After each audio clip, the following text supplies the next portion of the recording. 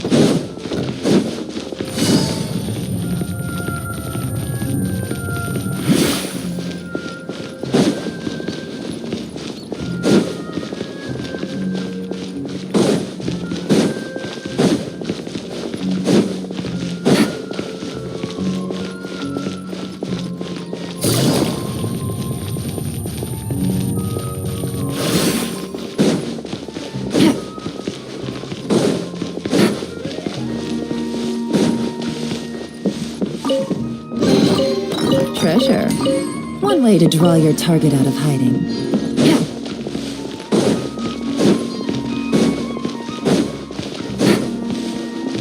Take it easy.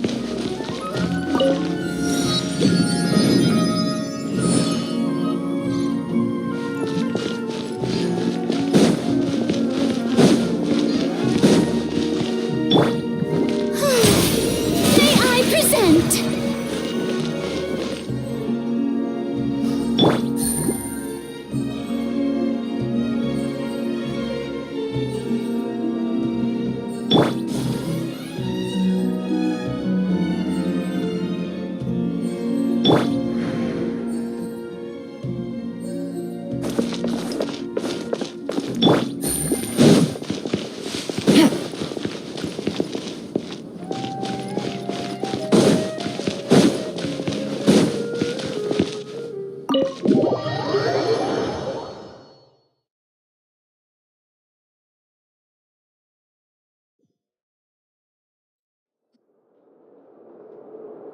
How's it going, Nahida?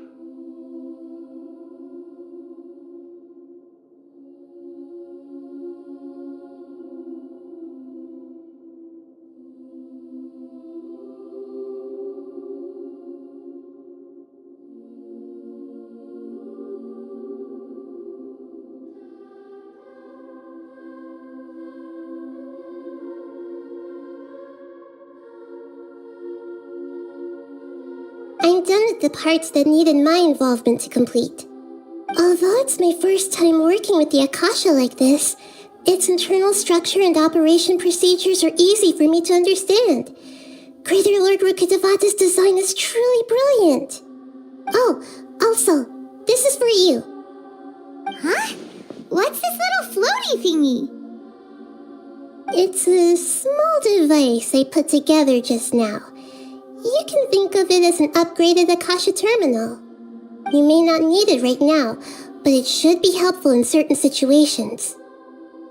Wait! This thing has the same characteristics as Paimon! We're both small things that float! Oh, all the things that make Paimon special got copied! When Paimon appears with the Traveler from now on, people won't remember Paimon because she isn't unique anymore! It's alright, Paimon. It can't replace you. It's only a flying device, but you're the Traveler's irreplaceable friend. You're so good at comforting people, Nahida. If only the Traveler was as smart as you. I was simply telling you what I feel to be the truth. I wasn't trying to comfort you. Nahida, you're natural at this. What you just said made Paimon even happier. By the way, there's something I need to confess. Even though I'm the Archon and in control of myself again, I'm not very good at fighting. You may have heard that an Archon's power is derived from their people's faith. However, I'm not as well loved as Greater Lord Rukadevata. If we get into a situation where combat is our only option, I'll have to count on you, and I'll do my best to provide support. I'm glad I can rely on you. So the God of Wisdom isn't good at fighting? That actually sounds about right. I've located where the false god is. Time is of the essence, so let's skip to it.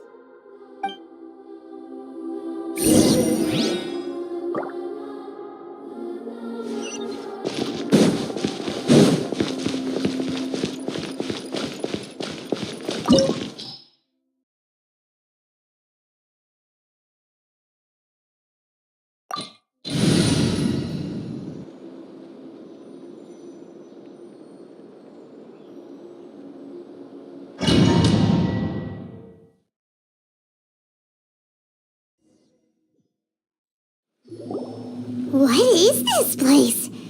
Is this really the way we need to go? Wow. Who would have thought there'd be a place like this hidden right slap bang in the middle of the city?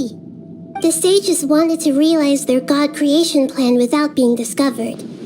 The safest and most convenient way would be to build within the academia itself. That's true. They were already hiding one god, so why not two?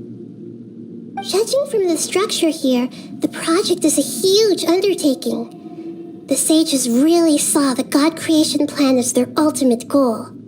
But this place doesn't look like it could have been constructed by the academia alone. The Fatui under the doctor sure didn't hold back. They provided a lot of technological support. Yeah, or else they wouldn't have been that generous. Is that it, though? I've always felt that this doctor is different from the academia sages. He doesn't seem to share their sense of urgency. Instead of being interested in the end product, it's like he's enjoying the experimental process. The Fatui Harbingers are all such weirdos. So, the doctor being weird is actually normal. So, this Fatui that they're trying to turn into a god is called the Balladeer? We had previously come into contact with his consciousness. He harbors particularly strong obsessions. One is the desire for a gnosis, since he was created to be the vessel for one. The other obsession is probably related to his past. I can't quite explain it. Paimon knows that he was a prototype puppet for the Raiden Shogun before he became a Fatui Harbinger. That's why he wants a gnosis so badly. There's no way he'd willingly be a test subject. Now with that temper and ego of his. It sounds like you know the Balladeer quite well.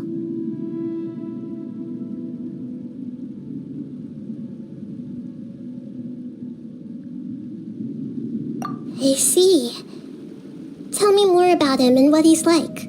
The more we know now, the better we can plan for and react to any future situation.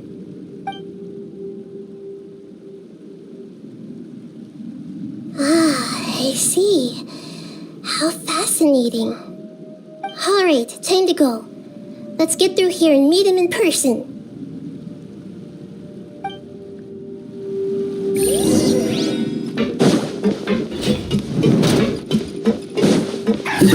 Wartime! Time to work! Into the wind.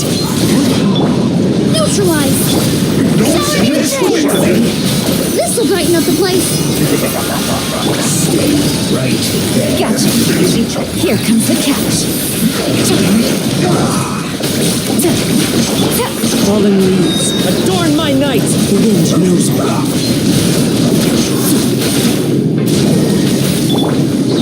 Time to shine. Send this quickly. Quietly now.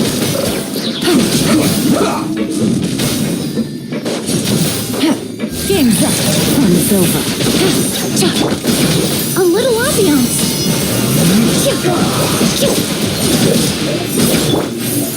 One with nature. This isn't good. The show begins.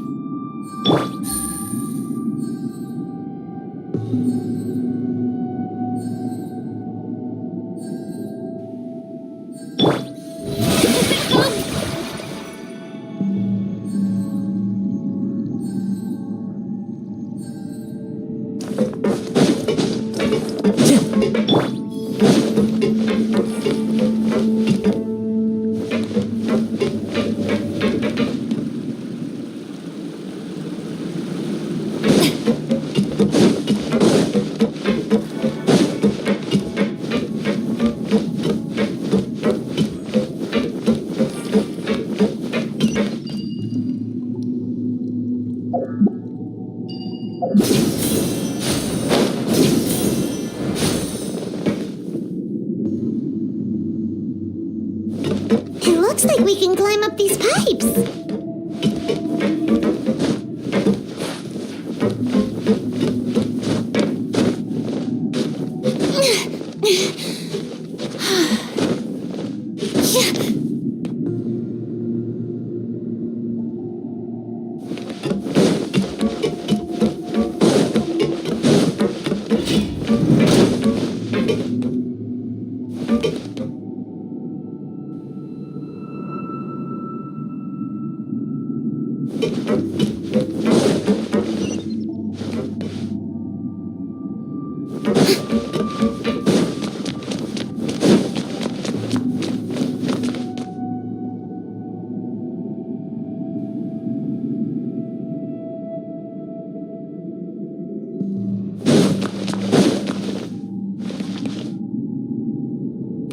On the ground seems all messed up. Let's go around and see if there's a way to fix it.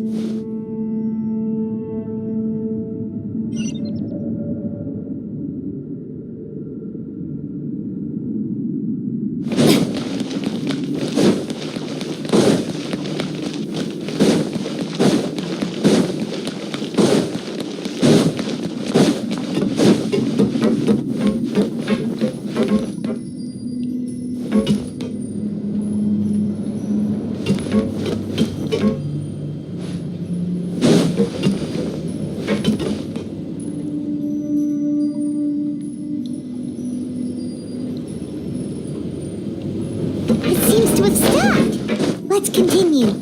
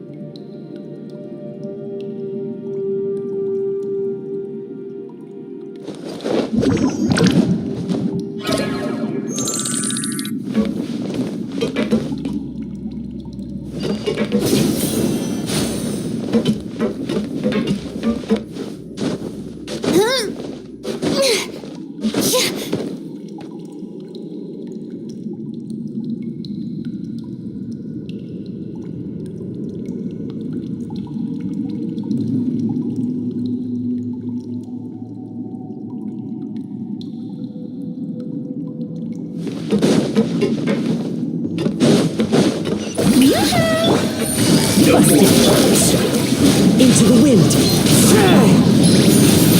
Stay right there. Take it easy.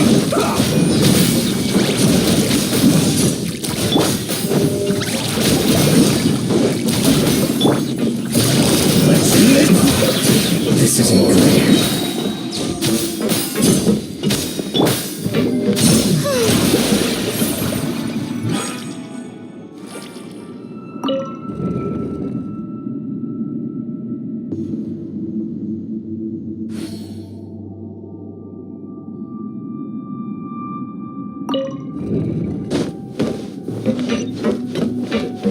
The show begins!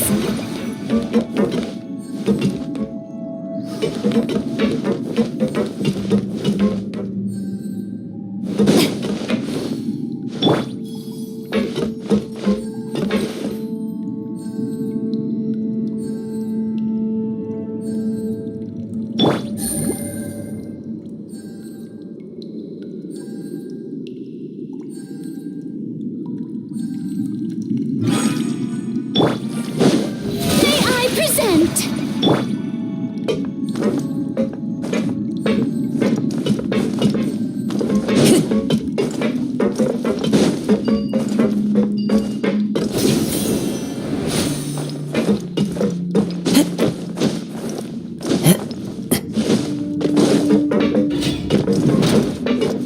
You'll get frostbite. Neutralized!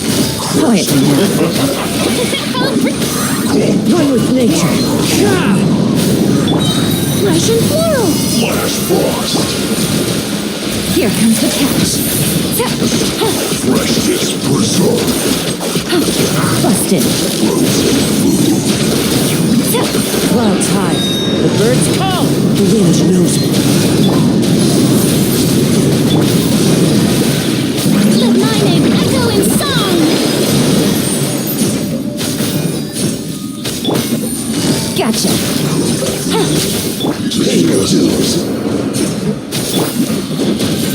Things are about to get dicey. This will brighten up the place!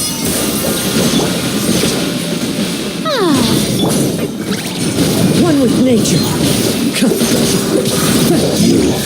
Can't run from death.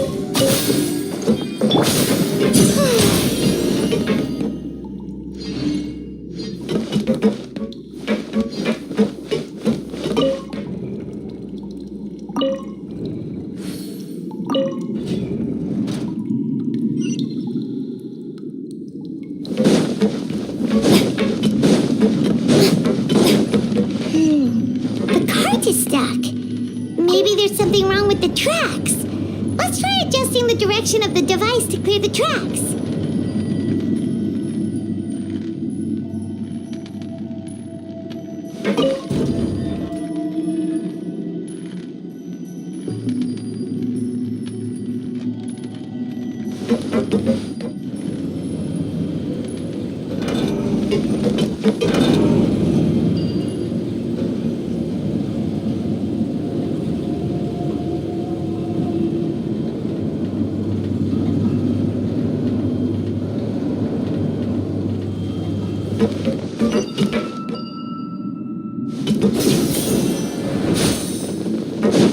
Have a load of this. Busted. Shouldn't get careless. Into the wind.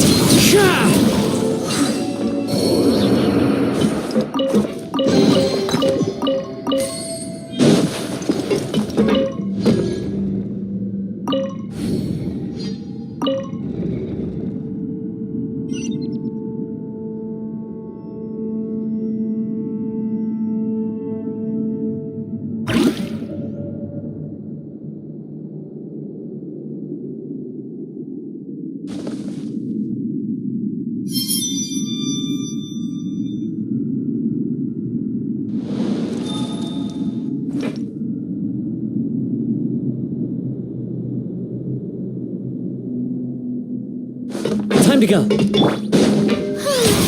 The show begins!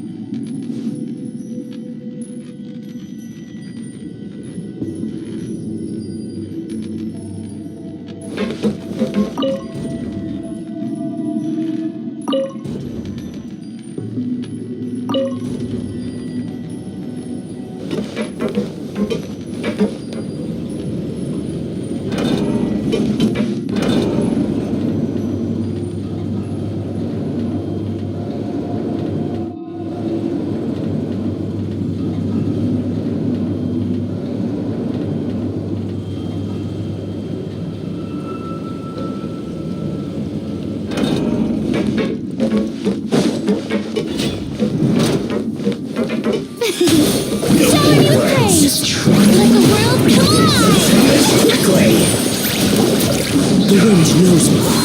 Fallen leaves, adorn my night! Gotcha! Game Runs over.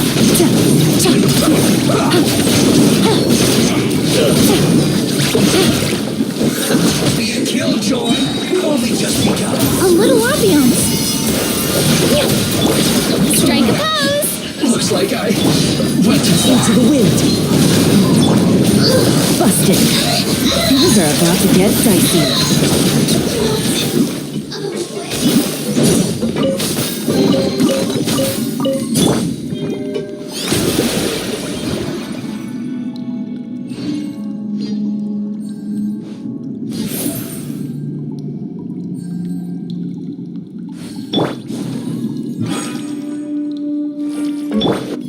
May I present?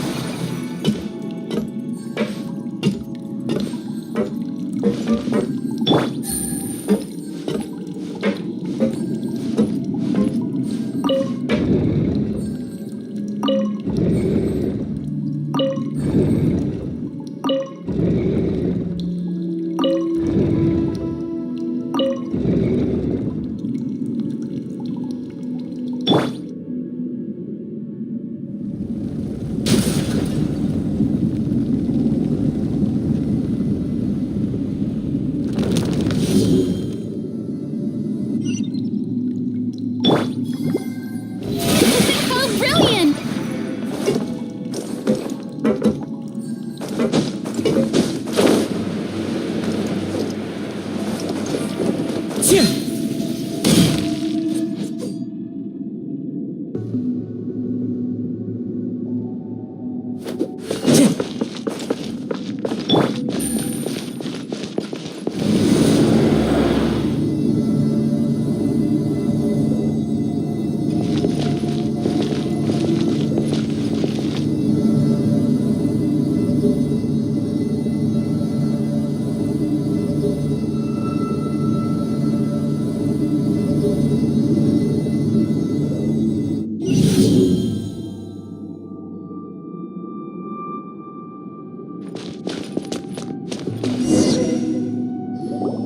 Looking at its operational status, we must prepare for the worst.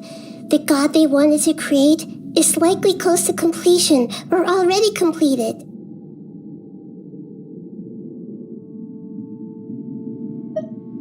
Oh no, what should we do? Paimon can't imagine how hard it would be to fight against a Fatui Harbinger with a Gnosis. Are you nervous, Paimon? If you really want to know, of course Paimon's nervous. Aren't you too, Nahida? Yes, I am. This is probably the first time I faced with a calamity of this degree since my birth. I feel not just nervous, but curious as well. Curious? Curious about what? Curious about our fate. To me, everything we perceive in this world, everything we learn, and everything that happens to us is considered knowledge. And if it's a form of knowledge, then it can be understood. However, only fate is about that which has yet to occur, so it has always drawn my curiosity. So to me, fate is the ultimate knowledge. That's also why I love observing humans and all the things that happen to them. It all brings me great satisfaction. And now, at long last, I'm not just an observer anymore. I will personally experience my own fate with you by my side. Isn't this such a wonderfully exciting thing? Ah, so that's what you mean. Paimon thinks she understands what you're feeling. Agreed. Okay, let's continue on. I can sense his aura from here.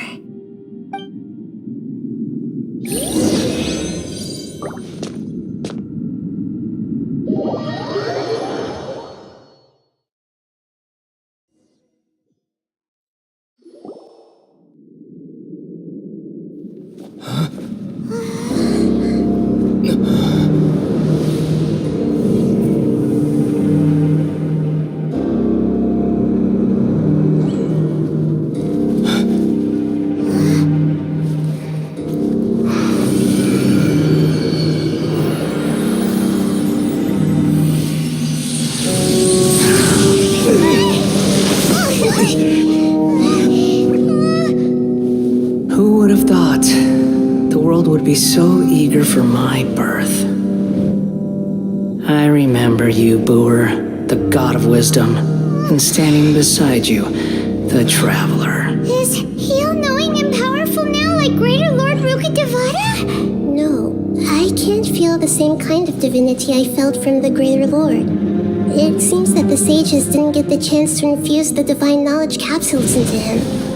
But even still, he has undoubtedly become a true god now. So we're too late?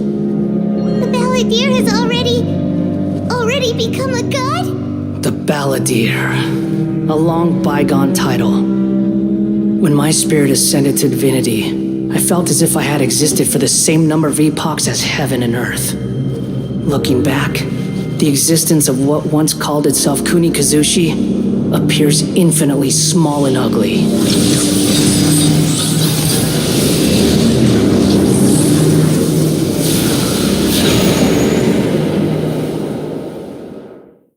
This imposing aura, it really feels like a god's. A body that capitalizes on the Balladeer's original construction as a mechanical puppet, with the Gnosis serving as a constant power supply. How much effort and resources did the sages put into this? From a purely technological perspective, it's a commendable achievement indeed. It's no exaggeration to say, this is the culmination of human wisdom. You sure are something! Dishing out compliments at a time like this? But I don't think he's reached the spiritual height of a god.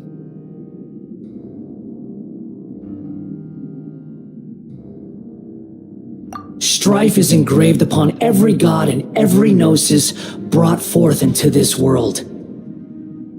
Can you feel it? The exhilaration of such power and the thrill of anticipation for our contention. He wouldn't feel the same things as you! Do you not realize that you are interrupting a conversation between gods? Lowly creature, know your place. The strife engraved upon a gnosis. You're talking about the Archon War. Tevat's current peace was not easily won. I didn't personally participate in the Archon War, but the way I see it, all those losses were meaningless, driven by the demands of the laws. There's no point in bringing it up again. Is that so? Yet I am deeply disappointed that I was never allowed the fortuity to personally participate in the Archon War. This is a first, encountering a god in this world who does not crave power. No wonder your own people have abandoned you, god of wisdom. Your judgment is as your existence, unsubstantial. This is where everything ends, Booer, the god of wisdom. You should know that wisdom cannot solve every problem. Like now, where your only option is to face me in combat. Come! Let us reenact a scene of the Archon War. Come and inaugurate my birth as a god.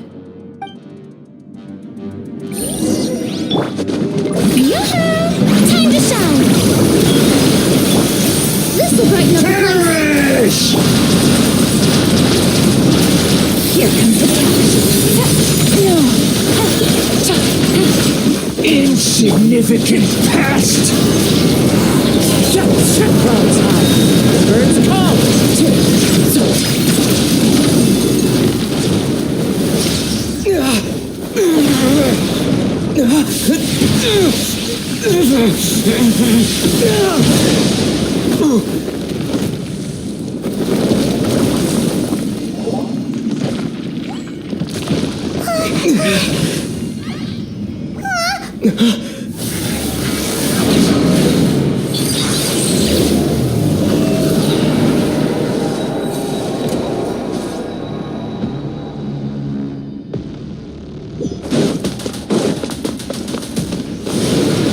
Tremble! Time to go.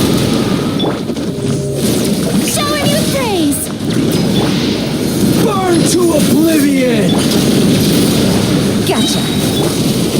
One with nature. Kneel! Stay focused.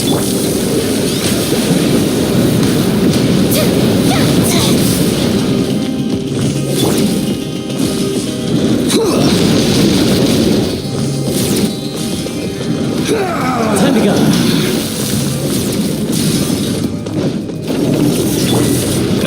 May I present?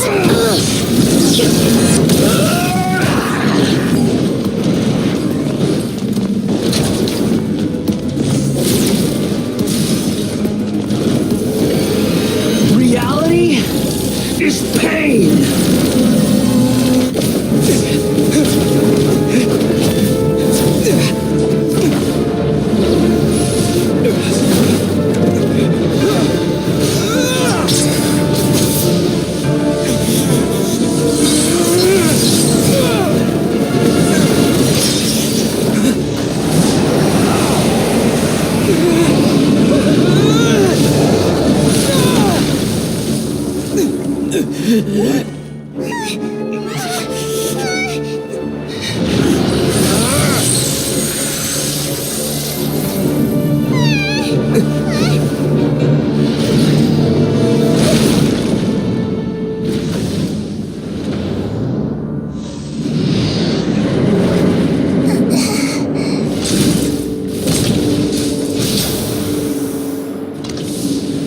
This is supposed to be a battle between gods, yet you choose to hide behind a mortal.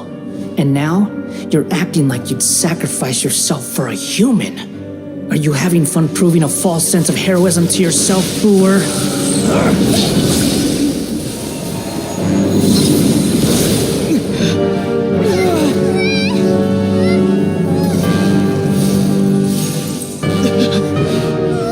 The data collection is almost complete.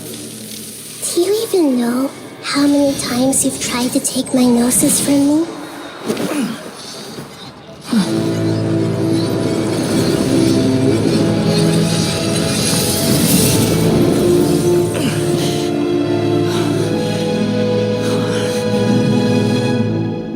We just concluded the 168th loop.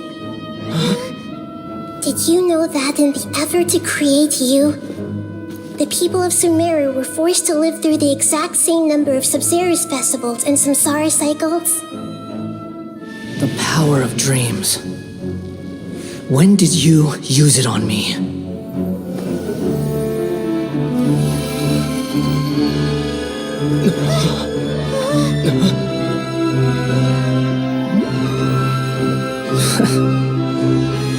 You can't even defeat me in a dream.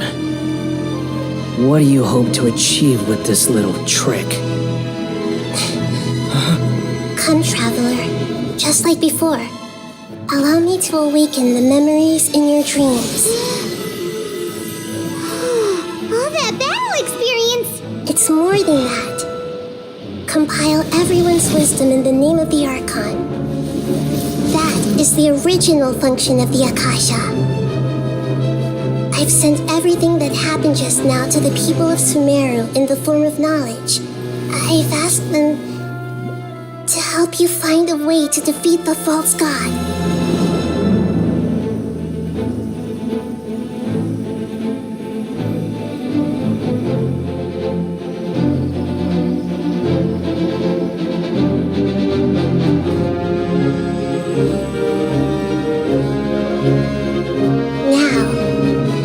Sumeru's wisdom is at your disposal. Meaningless tricks won't save you.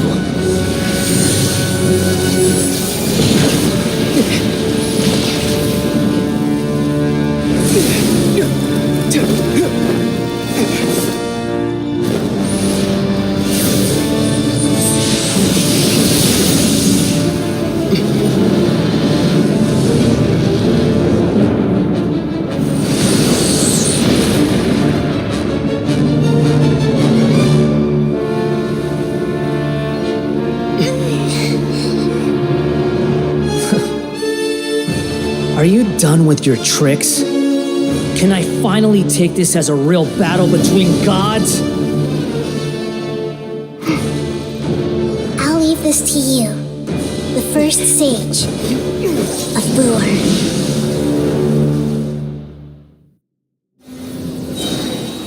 I am the all-knowing God.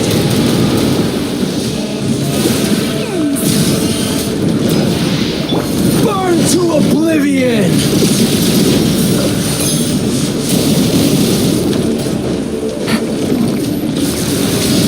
Kneel! That hurts!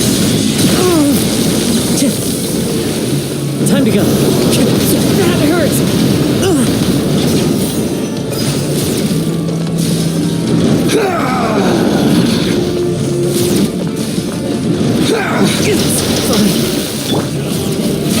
How brilliant! Tremble!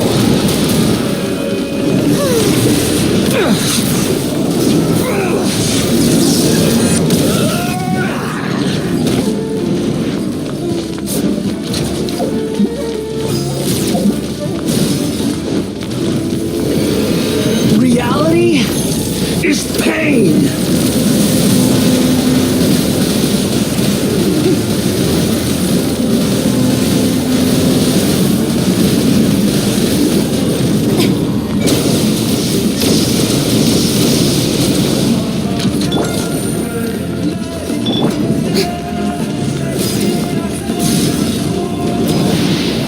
Burn to oblivion!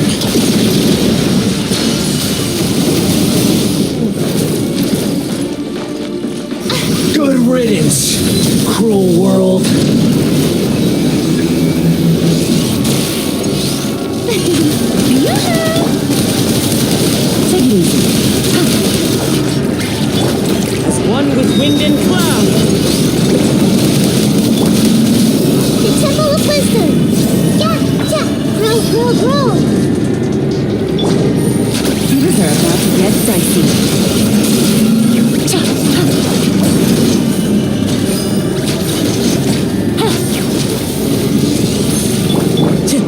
Time to go.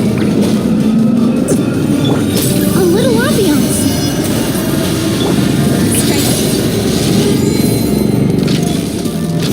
Your new god awakens!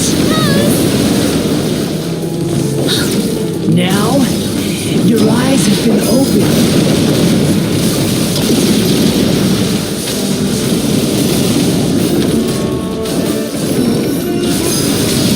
Kneel!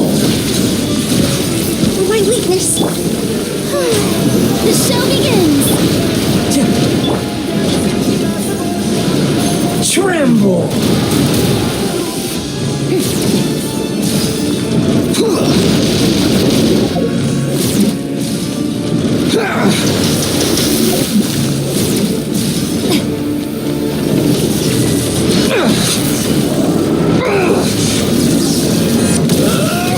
Stop that!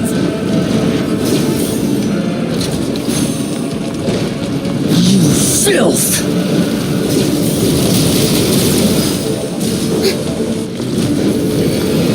Reality is pain!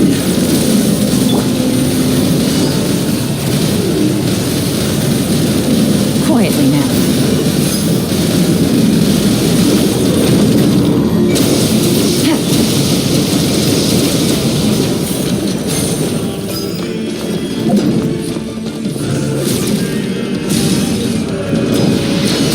Burn to oblivion!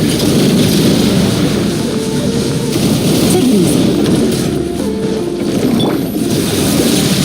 Kneel!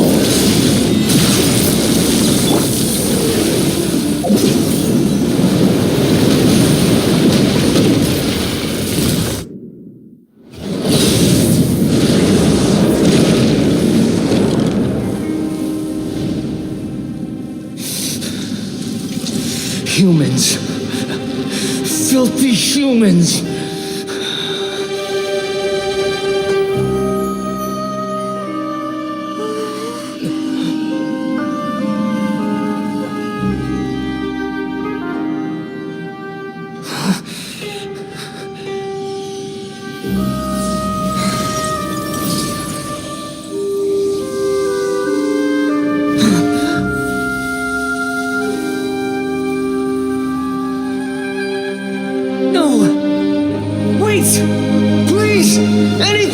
Gnosis!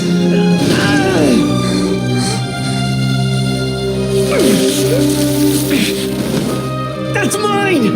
Don't even try! I'll never go back!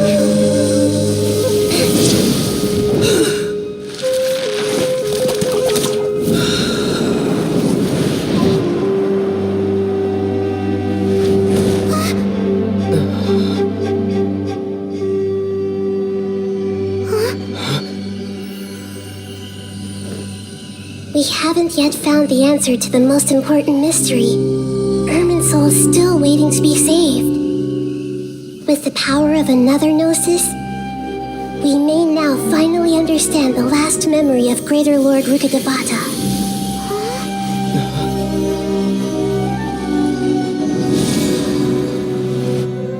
This is... That's right. This is the last memory of my predecessor.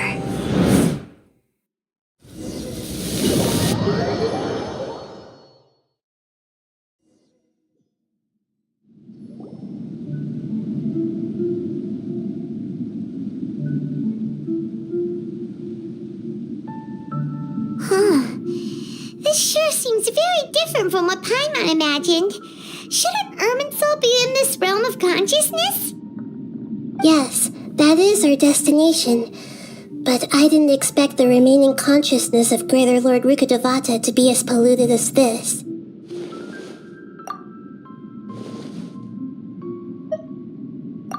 Forbidden knowledge? It seems you know about a concept that even I don't completely understand. Could you tell me what you know?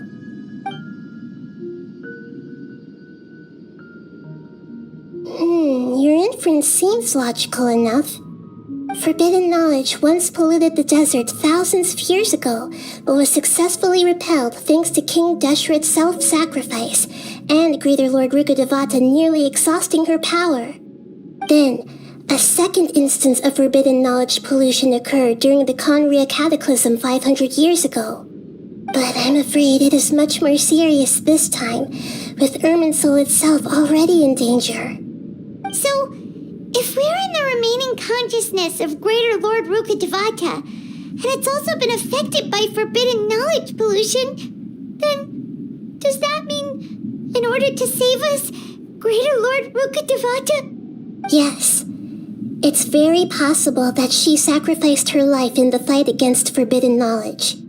She didn't completely eradicate forbidden knowledge, but if it weren't for her actions, the pollution would have been far more rampant over these past 500 years. The way that everyone, including me, has forgotten everything about forbidden knowledge may very well be due to her restoration of Irminsul. Aww. Do you feel sad, Nahida?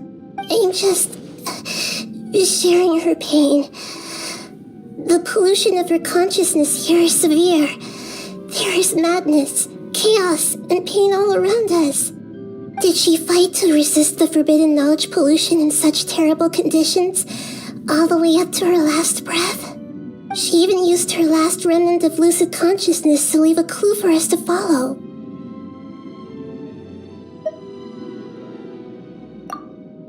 Yes, her words were distorted by forbidden knowledge, so that's all we could hear. But now, we have a chance to find the answer to this mystery. We can cross the polluted consciousness until we found the right path to meet with our lucid consciousness. And then, we'll let Greater Lord Rukkhadevata tell us the truth in person. Each of us need to be mindful of the state of our own consciousness while we are here. Even with the Gnosis's protection, we must always keep a clear mind. Otherwise, we could go mad at any moment. That's so scary. Don't worry, it should be easy enough for you to keep that mind of yours clear, Paimon. Let's go.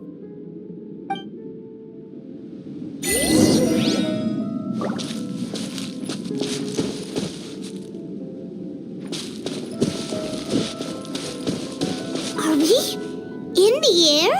And why is there a huge boat? That's the boat of consciousness, which symbolizes reason here.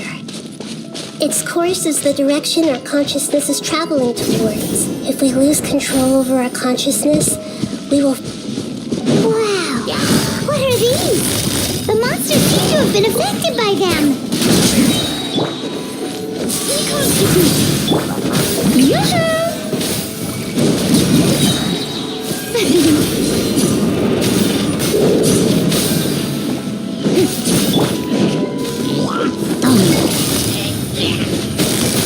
Quietly now.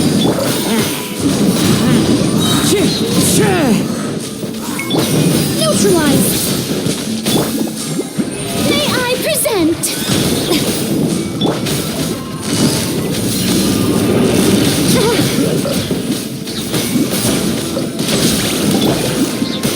Into the wind.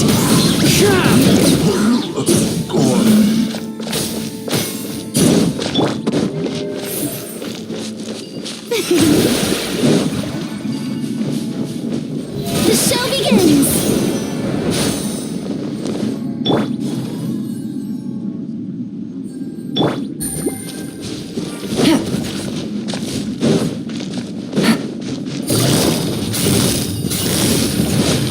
Gotcha.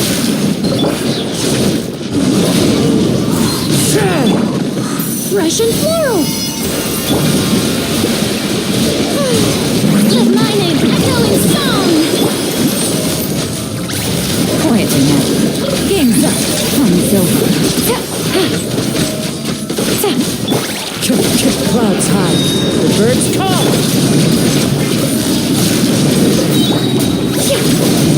Look! Whirling sigils have appeared in the sky!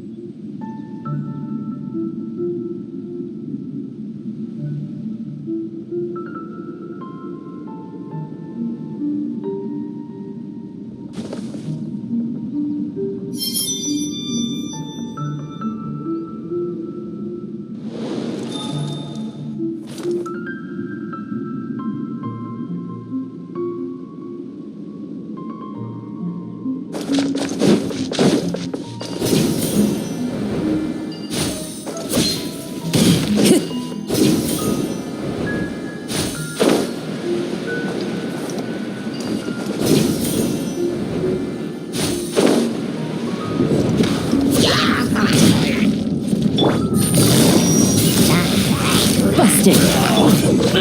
One with nature.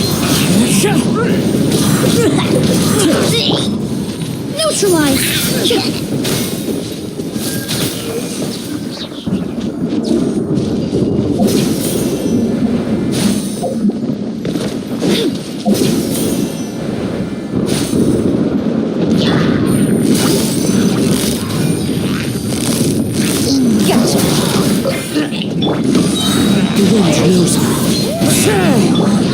A little ambiance.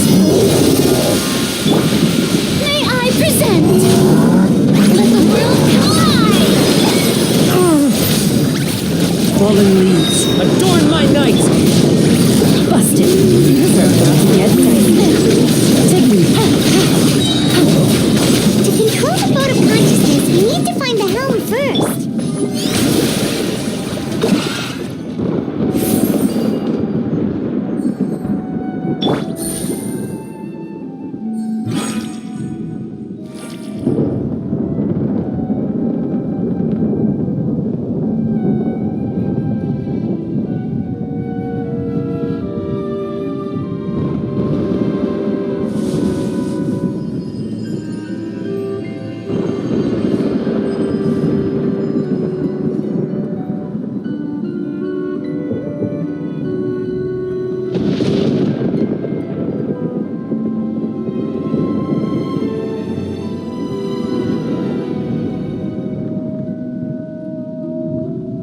Navigating the world is a whole lot easier with a few different identities to choose from.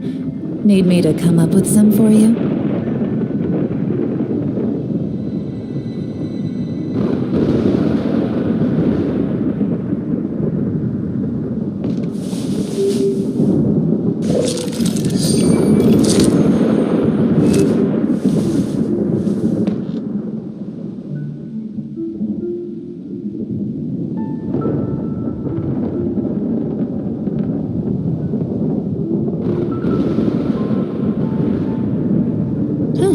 Good roll.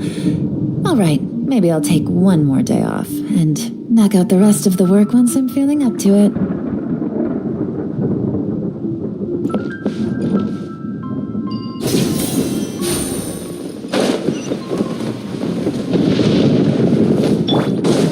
The show begins!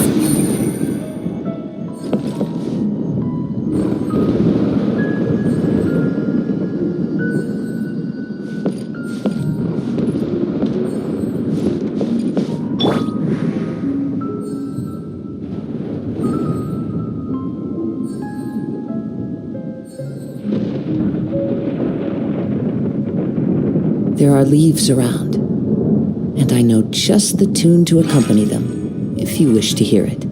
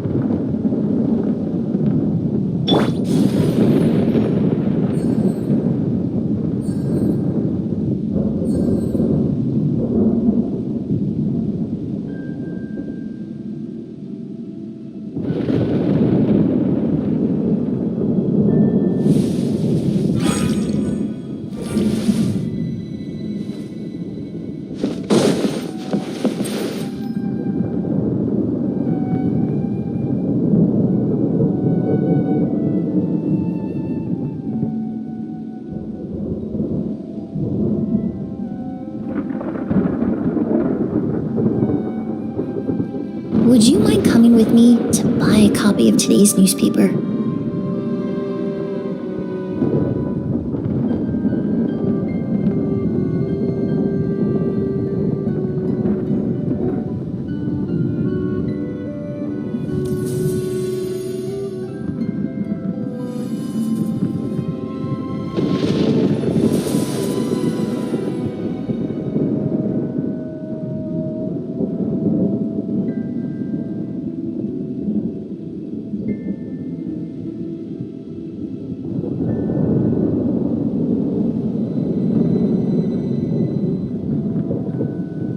Many ladies in the court of Fontaine like to spray their perfume onto a delicate lace fan, allowing them to generate a pleasant fragrance with each flick of the wrist.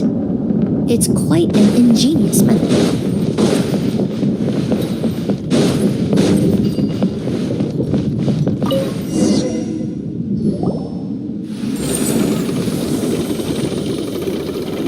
We changed direction. Are we still going the right way, Nahida?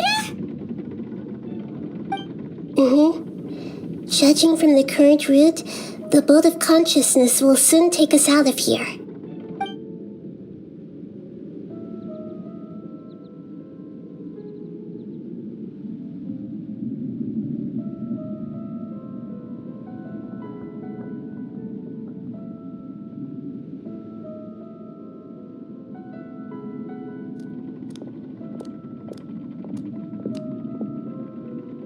We'll be arriving at our destination soon. How are you feeling? Are your minds still intact?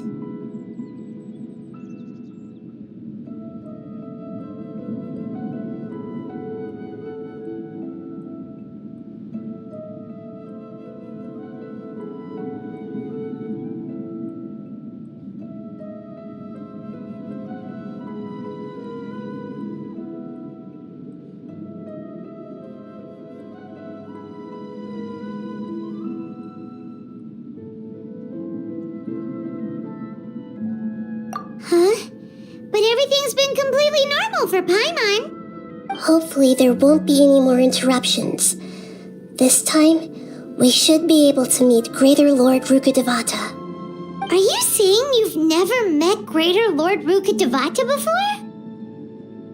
No, it seems that my birth and her death took place at the same time. Otherwise, I think she would have given me a little more guidance, and I could have done a better job.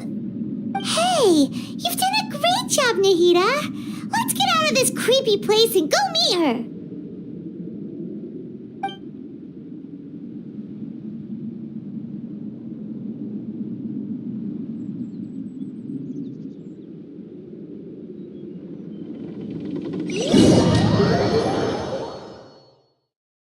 So, is this the place you were talking about? The base of Irminsul?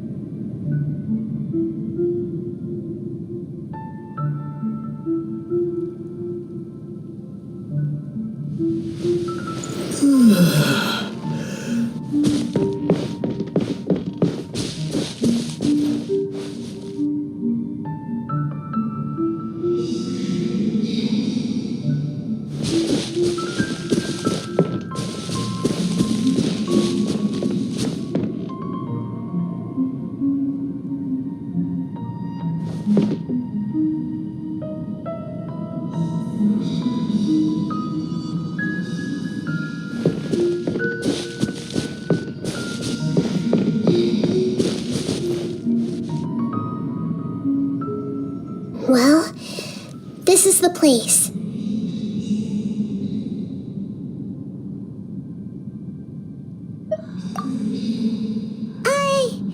We're here to find Greater Lord Rukkhadevata, right?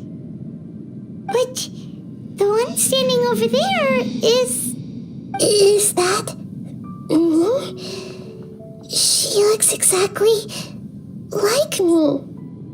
Are you Greater Lord Rukkhadevata? Yes, that's me. Are you surprised by my appearance?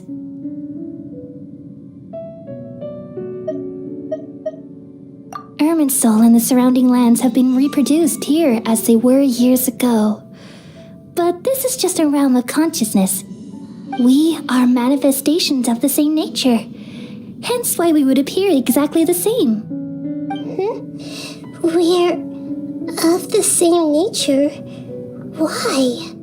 Because you are me, and I am you. You are me in the new samsara. The new samsara? As Greater Lord Rukkhadevata, I'm the avatar of Irminsul, and you are the purest branch snapped from Irminsul. Imagine it this way. Even if a tree dies, its branches will eventually take root and grow, continuing the tree's life in another form. I'm merely the remaining consciousness of Greater Lord Rukkhadevata. The real me has presumably died a long time ago.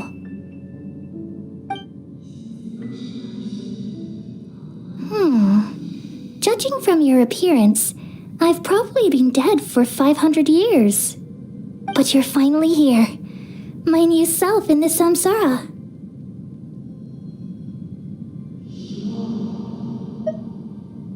If this is true, then am I going to be a great Archon like you someday? Though we share the same nature, our fates are bound to be different. All things have their own fate. When a branch grows into a mature tree, it won't be the same as the original tree. That's why fate is the ultimate knowledge, isn't it? That's a great insight. Yes, Very good. It's also precisely why you won't become like me. Really? But perhaps you may become an even greater Archon than I. I already see a determination in you that I didn't possess in my time, and the future that it leads you to will be yours alone, along with the blessings from your past experiences. Don't worry. The growth of wisdom is like that of a plant. You only need to wait quietly for the flower to bloom. Come to think of it, the sages never had the faintest inkling of the meaning of wisdom. Thank you. Nothing makes me happier than discovering that the Archon I always admired was in fact myself in another fate. It's so nice to speak with you, Greater Lord Rukkhadevata. I've always wanted to meet you. The feeling is mutual. From the moment I snapped the branch off Irminsul and created you, I've also looked forward to talking with you. Could you tell me why you wanted to create me? And what exactly happened when you died? I see. You're here seeking answers, right? Everything that day, even the sky itself, changed into a color like this. At that time, the 7 were all summoned to the nation of Conria. Except for me. I had a more important task to attend to. I had to protect Irminsul. The disaster occurred together with the pollution of forbidden knowledge. At that very moment, with my consciousness connected to Irminsul, I sensed the pain started to torment my mind. By the time I reached Irminsul, it was already displaying signs of corruption. Had I not repelled the pollution of forbidden knowledge with King Deshret thousands of years ago, I might have felt even more hopeless and lost. So what exactly is forbidden knowledge?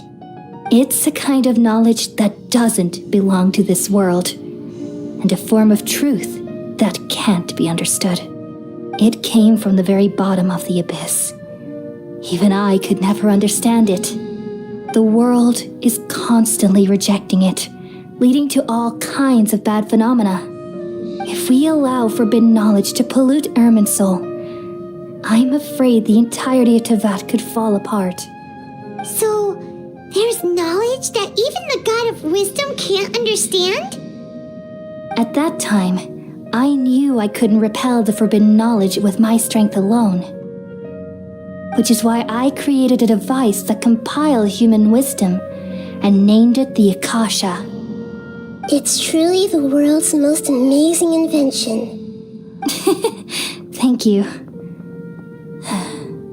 For a long time, I thought dreams were the fruit of human wisdom. Though it was selfish to do so, I borrowed people's dreams using the Akasha. Then I compiled their wisdom and all of my own power. Well, did it work? Thanks to the wisdom of the people of Sumeru, almost all the forbidden knowledge was cleared from Irminsul. But things didn't go as smoothly as I thought. I had a terrible headache, which gave me an uneasy feeling. And then I remembered that my consciousness was also connected with Irminsul. It brought me knowledge and wisdom, but vile corruption as well. From the very beginning, my existence had been polluted by the forbidden knowledge. Oh no, how could that happen? I've experienced that pain in your consciousness. It must have been a horrible experience.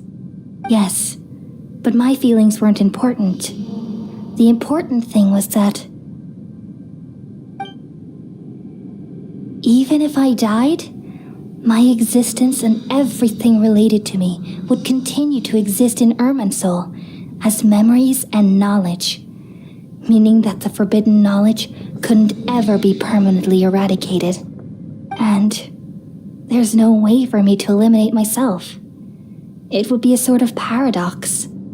So, I took the purest branch of Irminsul as my incarnation in the next samsara, and left a trail of clues, all in hopes that you would come here and remove me and my pollution from Irminsul forever. Wait, no, I can't. So you realize what that implies. You are very smart indeed. Irminsul has all the knowledge and memories of this world. And as you've realized just now, removing me from Irminsul means I essentially will never have existed in this world. But this is the only way to save Irminsul. People love you so much, and they've missed you so much over the past 500 years. I am exactly the same. So how can we just forget you like this? Is there really no other way? There must be something else I can do. You're the god of wisdom, Booer. You should know that there is no other way. But this is so cruel. I don't want to forget you. No need to feel so sad, Booer. As someone who delights in wisdom, you should feel joy at finally finding the answer. These are the words in their entirety. The answer you've been seeking all along. Let the world completely forget me.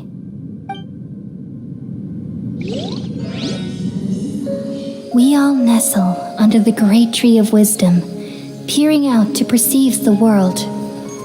From the earth and from the rain, we perceive its wonders until we become a white bird to perch atop a branch and finally snap off the most important leaf. Once upon a time, I alone dreamed in this world. In my dreams, everybody would also dream after they fell asleep. Wild and wonderful thoughts would emerge from their minds. Some tumbled to the ground, and others floated to the sky, connecting all things in the world into one dazzling net. Among a plethora of worlds were numerous smaller worlds, all of fate, finding within the tapestry their brilliant glow. I gradually understood that these indescribable and constantly changing things are the most profound things in the world. Only they can completely repel the madness. Only dreams can awaken consciousness from the deepest darkness.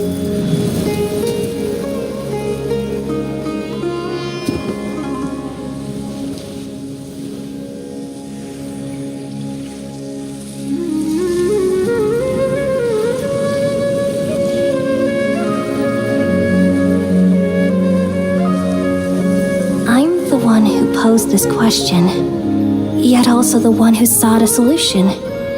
Saving the world with the dreams of the people used to be my answer. And now, you've also found your own answer, and I shall return all the dreams to the people.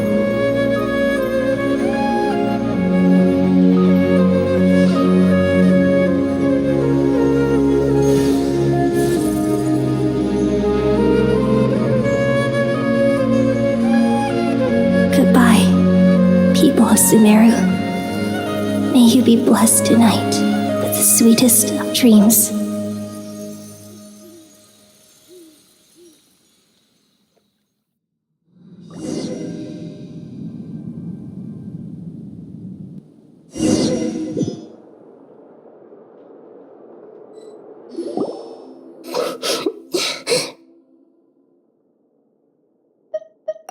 I'm alright. I'm just a little confused. We've just saved the world, right? So why am I crying? inside of me is coming from. But I feel very sad. Just now, we used the power of two gnosis to successfully connect with the Irminsul consciousness from 500 years ago. Then, we removed the remaining pollution from Irminsul.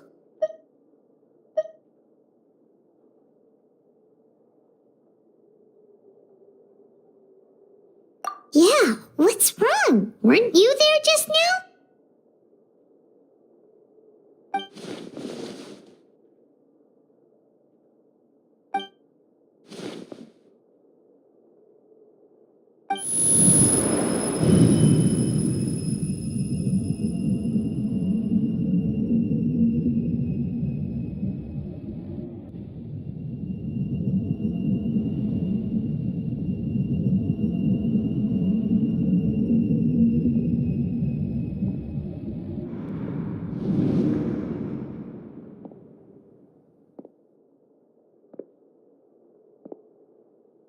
Huh? That sound. Traveler, Paimon! I've been waiting here far too long, but finally I have the chance to be alone with you. All the precious time I wasted has finally paid off. The doctor! What have you done? Just a type of sound wave that can quickly put defenseless people into a dream. As I expected, it doesn't have any effect on gods. This is the only thing of interest I found among the sage's research. I thought I'd take it for a little spin. Don't worry. I know you would never forgive me if I actually killed them. I'm here to negotiate with you. Naturally, I won't do anything dangerous that could potentially damage our relationship. Negotiate with me? I heard you had already left Sumeru. Why are you here again now? I left Sumeru, but I also stayed in Sumeru. Even the God of Wisdom is restricted by the habits of cognition. How disappointing. You mean there are many different versions of you in this world? An astute guess. Even the same individual will have different cognitions at different ages. A long time ago, I made a major decision in hopes of preserving all my perspectives of how I observed the world. Observation is the first step of any experiment, but observing the current world doesn't satisfy me. It lacks an important dimension, that of time. So I saved segments of all my ages and made them into independent individuals. That's all there is to it. Indulge me. How does the God of Wisdom find my method of seeking knowledge? It's an insult to the very concept of life. Life inherently has many rules and restrictions, each with its own significance and reason to exist. They can't be broken on a whim. Good. Amazing, even. Indeed, it's difficult for humans to make peace with themselves, not to mention oneself from a different period. Since you were in the academia, why wait until now to show up? You could very well have stopped us and helped that fake god. Simple. Let me ask you this. Would any staff member ever help the subject in the middle of an experiment? It was my experiment. So why should I interfere with the results? The academia saw the plan to create a god as their ultimate goal, yet you only saw it as an ordinary experiment. You really are crazy. If the experiment succeeded, you would have had a new god on your hands. How would you have faced your own god then? Would you still take the same stance? Would you still hold the same view of yourself? I'm first and foremost a scholar. These results should be left to the judgment of the hypothetical me confronted with that outcome. But you're right. And that's exactly why I'm disappointed with the conclusion of this experiment. As an individual, you don't have any sense of belonging. You seem to have even fewer convictions than a typical scholar. Oh no, I certainly have my own convictions. They just don't fit your standards, that's all. All right, that's enough conversation for today. The experiment is over, and it's time to tidy up the equipment and reclaim any useful materials. For example, the Gnosis. Lesser Lord Kusanali, you're an intelligent Archon. I'm sure you understand the disparity in our combat abilities at this time. Besides, you have no way to use that Electro-Gnosis in battle. Didn't you say you were here to negotiate with me? Somehow, it's starting to seem like you intend to take it by force now. After all, I'm also a scholar. Naturally, I hope to show proper respect and dignity to the God of Wisdom. Your hypocrisy is built on absolute confidence. I understand your scheme, but... what if I were to destroy the Gnosis now and awaken the heavenly principles? Awaken the heavenly principles? Do you think that's really possible? The heavenly principles have been silent for many years, but the Gnosis are symbols of their control over Teyvat and all the laws. Will the destruction of a Gnosis attract the attention of the heavenly principles? And if so, how do the Fatui plan to deal with the consequences? Do you dare to gamble such a possibility with me? Gamble? How surprising. I thought you would show evidence or use rigorous reasoning to prove your point. The word gamble is the last thing I expected to hear from the God of Wisdom. But this is a clever move. You must have seen through me when I first captured your consciousness. As a scholar, I respect all possibilities. This has always been my principle and is an essential trait as an experimenter. Indeed, I can't ignore this possibility. So tell me then, what are your conditions? This foreign Gnosis will only lead to disaster if it stays in Sumeru. But this Electro-Gnosis is the prize I obtained after defeating one of your fellow Harbingers. Now, as the one who initiated this cascade of events, shouldn't you pay the corresponding price? Price? Interesting. What price would you have me pay? How about erasing all your other segments? So this is how you wish to restrict me, the most threatening opponent of the Nation of Wisdom. What you request of me is like plucking out the eyes I have placed in the dimension of time. Segments are extraordinarily difficult to make. They require extremely rare resources and enormous amounts of time and effort, requiring me to destroy them all here and now. Bravo. A suitably wise decision on your part. Yes, how very interesting. Can I assume that you have long been wary of me? Among all the versions of me, this segment you see now is the most selfish. If it weren't me, your idea wouldn't have worked. What did you see when you were imprisoned? You were observing me, and that's how you know I've long grown tired of their doubts and endless arguments. Like you said, it's difficult to make peace with yourself. Being as smart as you are, have you managed to do that? I see.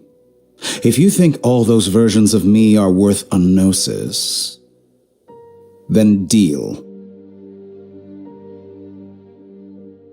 You sure didn't hesitate much. Is the relationship between all the versions of you really that bad? I don't think there's any need to dwell on that. The surplus versions of me can be exchanged for a gnosis. Do you think anyone can offer themselves at a higher price? Besides, with my abilities, it's only a matter of time until I find better perspectives. Perhaps it's best to say you're just temporarily ahead. But what I'd like to know is, how can you be sure that I've really erased them? I can see your remaining honesty.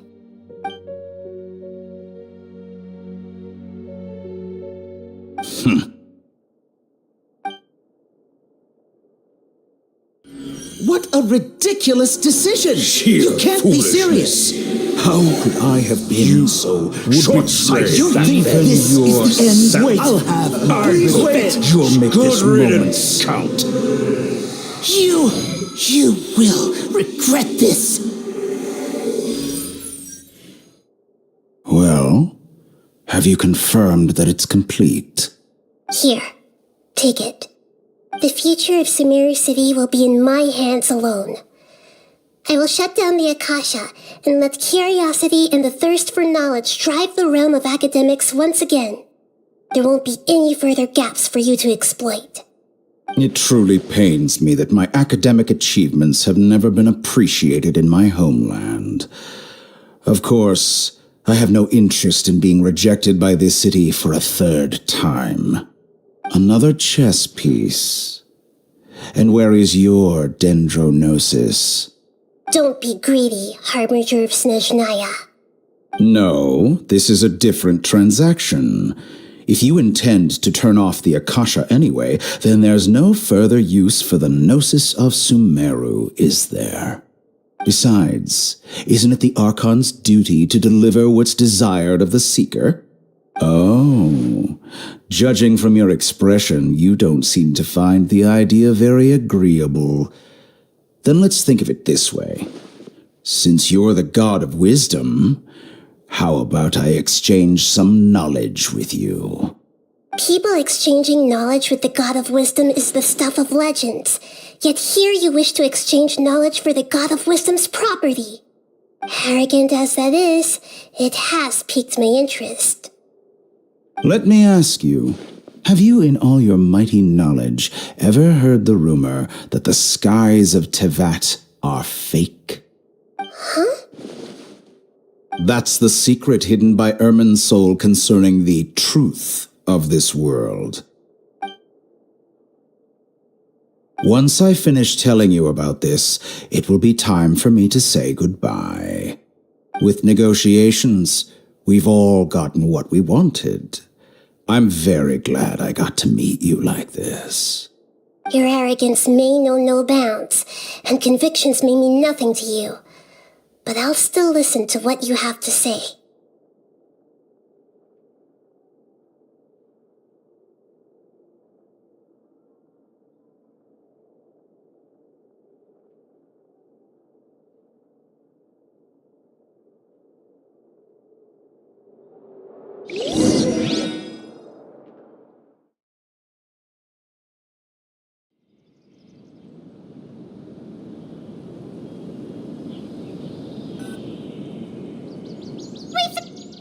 Together! Okay. Wake him up.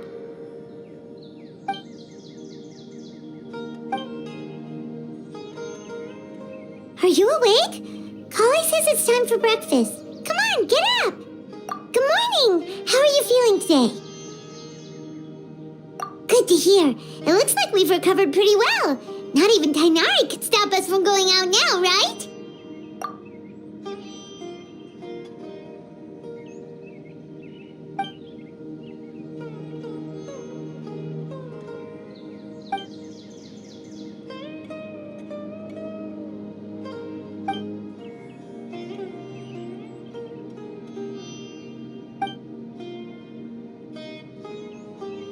Come on, Traveler, let's go!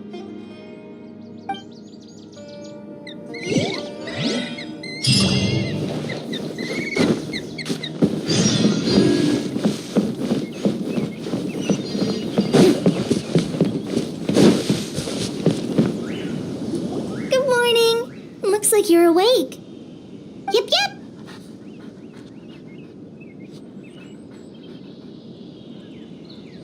I prepared some breakfast today. Please have a taste. I hope you'll like it. It's nice to have you here so we can eat something yummy. Well, now that I've recovered from Alizar, I'm feeling better than ever. I can even prepare 4 or 5 meals a day now. And Paimon bets they're all delicious. Oh, by the way, someone brought a letter for you after you went to sleep last night.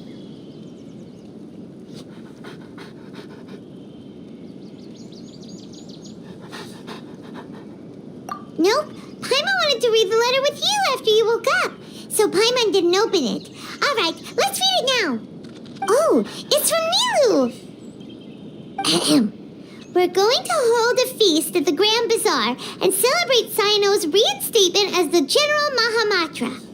As heroes of Sumeru, please be sure to attend. I'll wait for you. The date of the banquet is written on the back. It's in 2 days. Oh, I've also heard that you've become heroes here as well. That's amazing. Everyone's aware of your abilities. There's no need to be modest. Anyway, let's go to the Grand Bazaar to have a look. Oh, before you leave, be sure to inform Master Tainari. How many Bishop mushrooms do I need to sell before I can buy a property in town?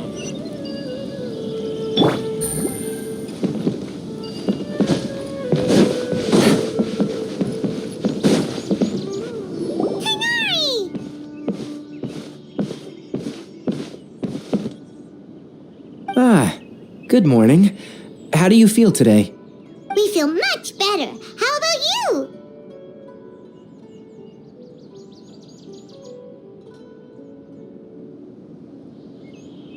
I'm recovering well. Thanks for asking.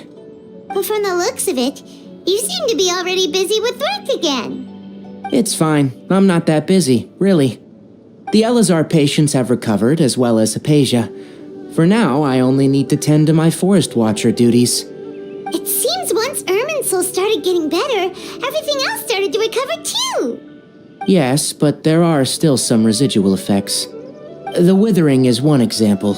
Though it won't spread anymore, the existing zones won't just disappear. We forest rangers will still need to do the work. By the way, we have some good news. Sino got his position back. This news is hardly new. He had already mentioned it to me before. Huh? You mean he was already here? Why didn't he come to say hi to us? He visited once, but he was afraid of disturbing you while you were resting. He just asked me a few questions and left. Then you probably already know all about the celebration feast. Celebration feast? No, I haven't heard anything about that. Huh? But didn't Nilu say in her letter that they would celebrate Sino? He didn't tell you? Perhaps. Or, alternatively, he doesn't know about it either. Come to think of it, Sino doesn't seem like the type who'd enjoy a celebration feast. You and Kale are both Sino's close friends. Why don't you come to the feast with us? Kale has taken over some of my tasks these days. I don't think she'll have time for it, not to mention me. You see, some VIPs have come to the forest recently. Huh? VIPs? Very important Paimons? Well, technically speaking, they are former VIPs. The sages involved in recent incidents have begun their training in the Avidia Forest, and the people they had previously imprisoned have all been released. Huh? Yes, he's a little weak, but he isn't injured and his condition is stable. Lesser Lord Kusanali, in her boundless mercy, has decided to spare Azar and the other wrongdoers. Supposedly, they were ashamed of their shallow ideologies, and have decided to dedicate the rest of their lives to cultivating wisdom in the Avidia Forest.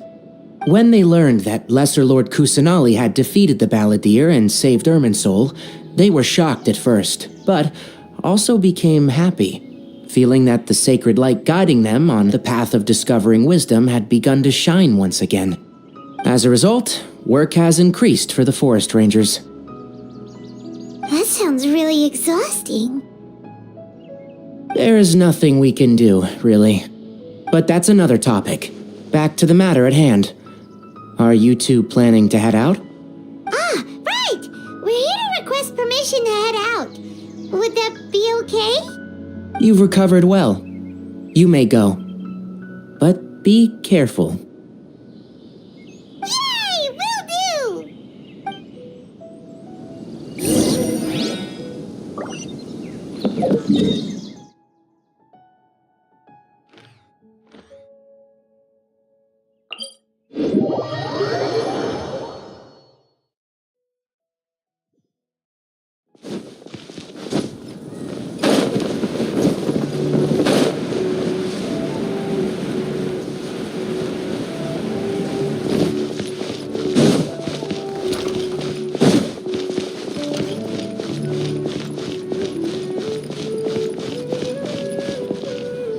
Well, there won't be any problems if the feast starts at that time.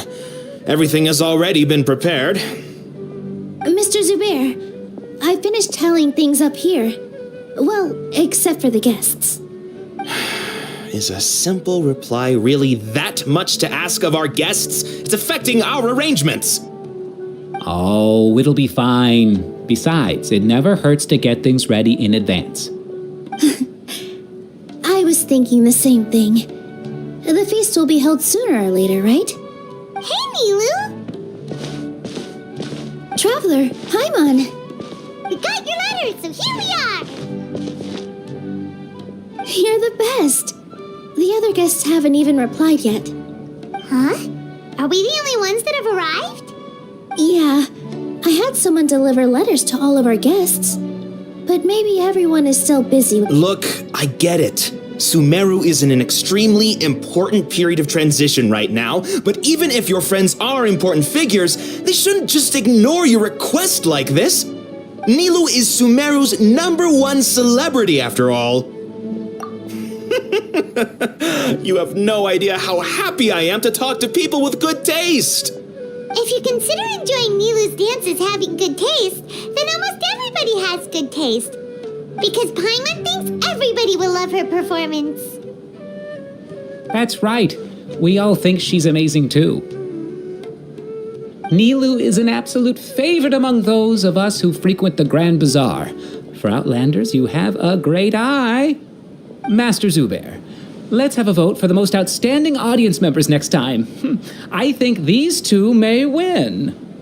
Nonsense! It is not for us to determine the value of an audience. But indeed, we could try giving gifts to people with particularly good taste. I heard there's a device in Fontaine called a camera that can record people's appearances as pictures. Such pictures would make superb gifts. Ooh, good idea. I wonder where we can find one. You guys are so funny. There's really no need for that. I'm satisfied just being able to perform here. There's always a lot going on at the Grand Bazaar. Yeah, and that's why I love it here. Traveler and Paimon, could you help confirm if the letters were actually delivered? If for some reason they didn't receive the letters, then please tell everyone that there will be a feast here.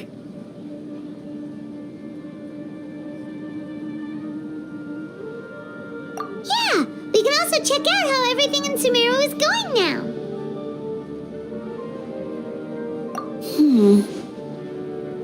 When I wrote the letters, I heard that Dia was in Port Ormos, and Alhaitham was at the Academia. As for Sino, we've only heard that he appears at the Academia from time to time. I'm not too sure about Ramon's whereabouts. My guess is that he's with Dia. As for Dunyarzad, I just hope she's feeling better. I sent her a letter, but I was afraid of disturbing her. If you have time, please ask about her for me. Okay, got it. Let's go, Traveler.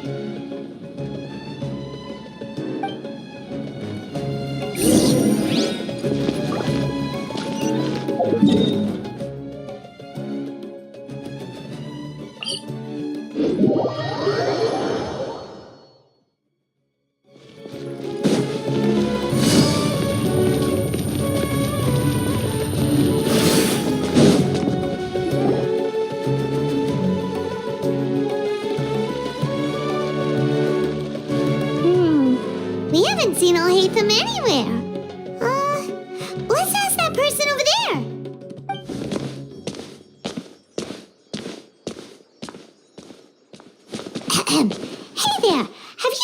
Al-Haytham around?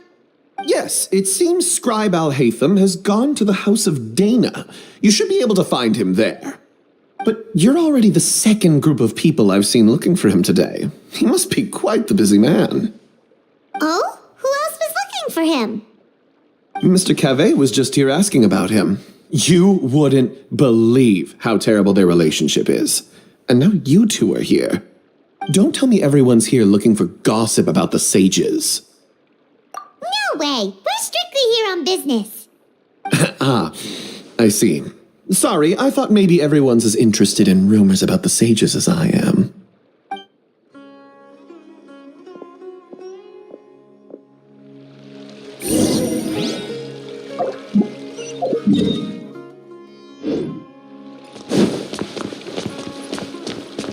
Take it easy.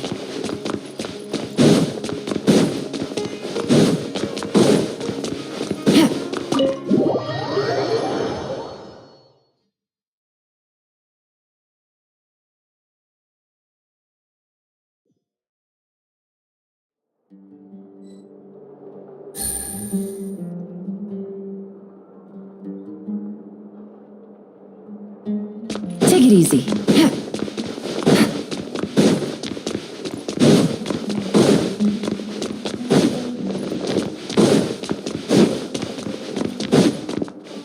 Al-Haytham should be around here somewhere, right?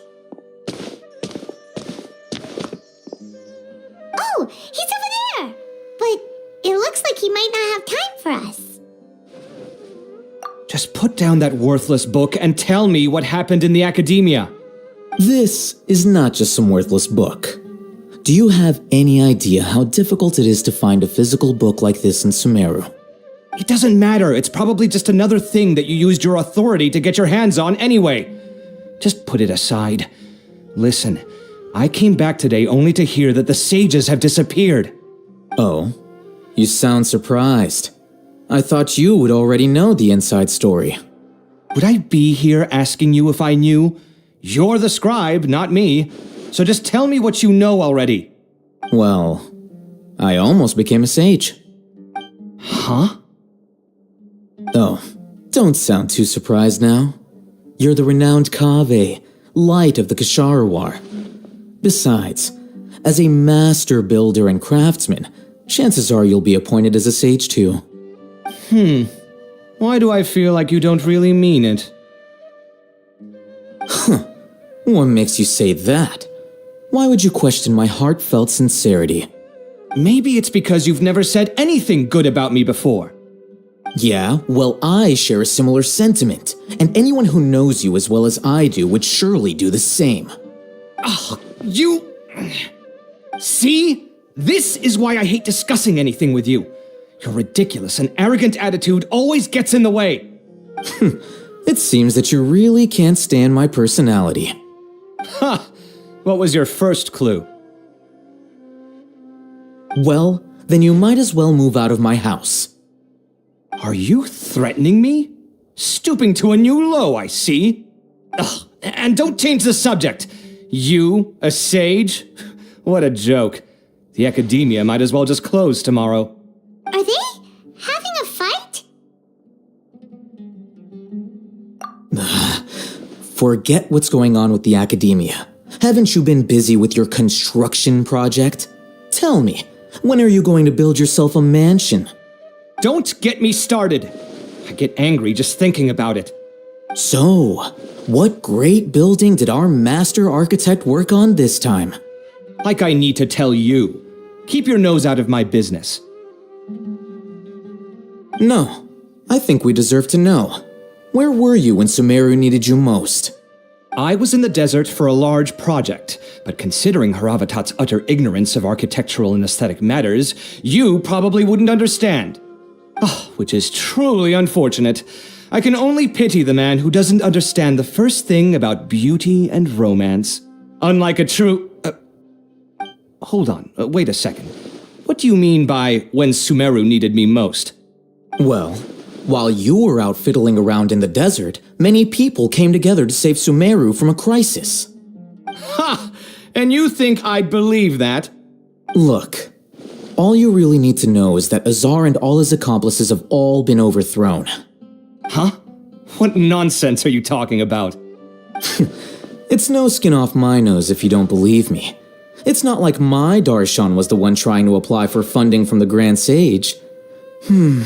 Yours, though, on the other hand. You know what? I'll ask around.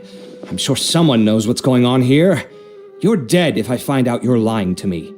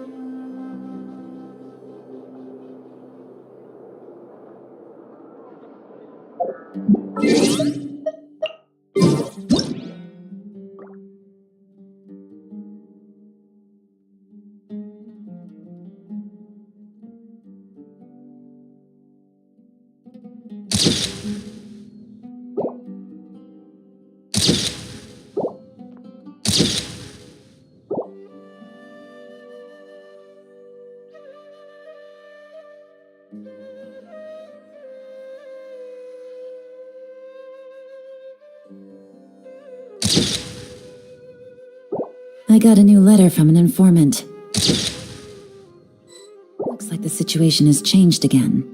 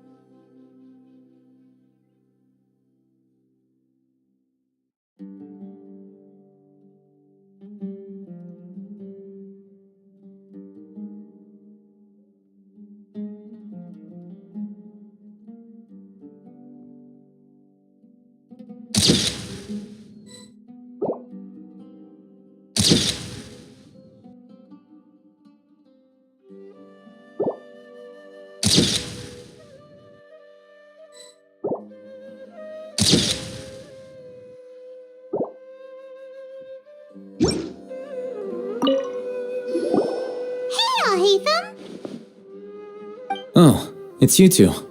What's the matter? We're running some errands for Nilu. Have you received her letter? Letter? Nilu said she sent out a letter inviting everyone to a celebration feast in 2 days at the Grand Bazaar. We'll also be celebrating Zaino's reinstatement as General Mahamatra. If she addressed the letter to all Hatham of the Academia, then the letter should have gone to my office. I've been busy these days, so I haven't had time to check for any new mail at my office. I only now have some free time to attend to personal matters. Have you always been so busy with your work? Of course not. I'm only busy these days because several sages have been dismissed recently and the whole Academia was practically turned upside down. Kainari told us they all went to train in the Avidia Forest. Apparently they will spend the rest of their lives there. That is already the best possible ending for the likes of them. 4 of the 6 great sages were possessed by their desire for power and attempted to create a new god. In order to pull it off, they even imprisoned the other 2 rational sages. To imagine such things could take place in the Academia. I don't know where to begin. Yeah, you're right. Feels kind of strange to hear them called that after all this time. But then again, the 6 great schools sounded pretty impressive too. Yes, at least that's how they're supposed to sound. It's said that when the Academia was first founded, the Dendro Archon herself established the 6 great schools, each representing one of the 6 different types of wisdom. Numerous Darshans have sprung up and faded. Only the 6 Darshans attaching themselves to the 6 great schools have stood the test of time and obtained permanent seats in the Academia. Now, the 6 Darshans are nearly synonymous with the 6 great schools, and the leaders selected for the schools are the 6 great sages. Among the 6 great sages, there is one central leader, the Grand Sage. Unfortunately, Only the sages from Vahumana and Amorta remain now. They were imprisoned for opposing Azar and were only rescued after Azar's downfall. So who's managing things in the other 4 schools now? Do they need to find someone new? Yes. Normally, new sages are selected based on a strict set of criteria. Oh, didn't you just say something about becoming a sage? If they pick you, then we'd have a huge connection in Sumeru. Yes, about that. You didn't let me finish my sentence. The person in charge of personnel affairs nominated me to be the Grand Sage in place of Azar and help Lesser Lord Kusanali manage the academia. But I refused. Huh? But why? Ugh, can't you be a little more ambitious? I'm not even interested in being one of the 6 great sages. Like I said before, I don't like being a leader. Oh, all right.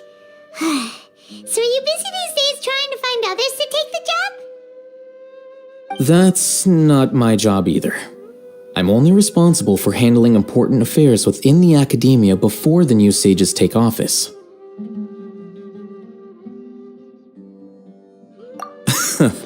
And the first thing I'll do is reject Kisharawar's application for funding. By the way, who was that other person just now?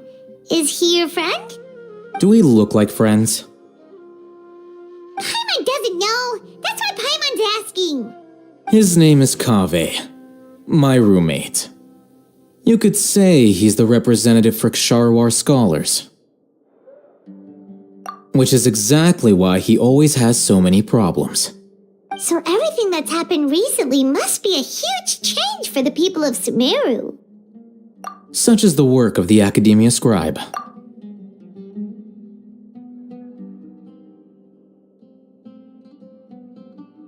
Well, anyway, no matter how busy you are, since you are our planner, remember to attend the celebration feast in 2 days.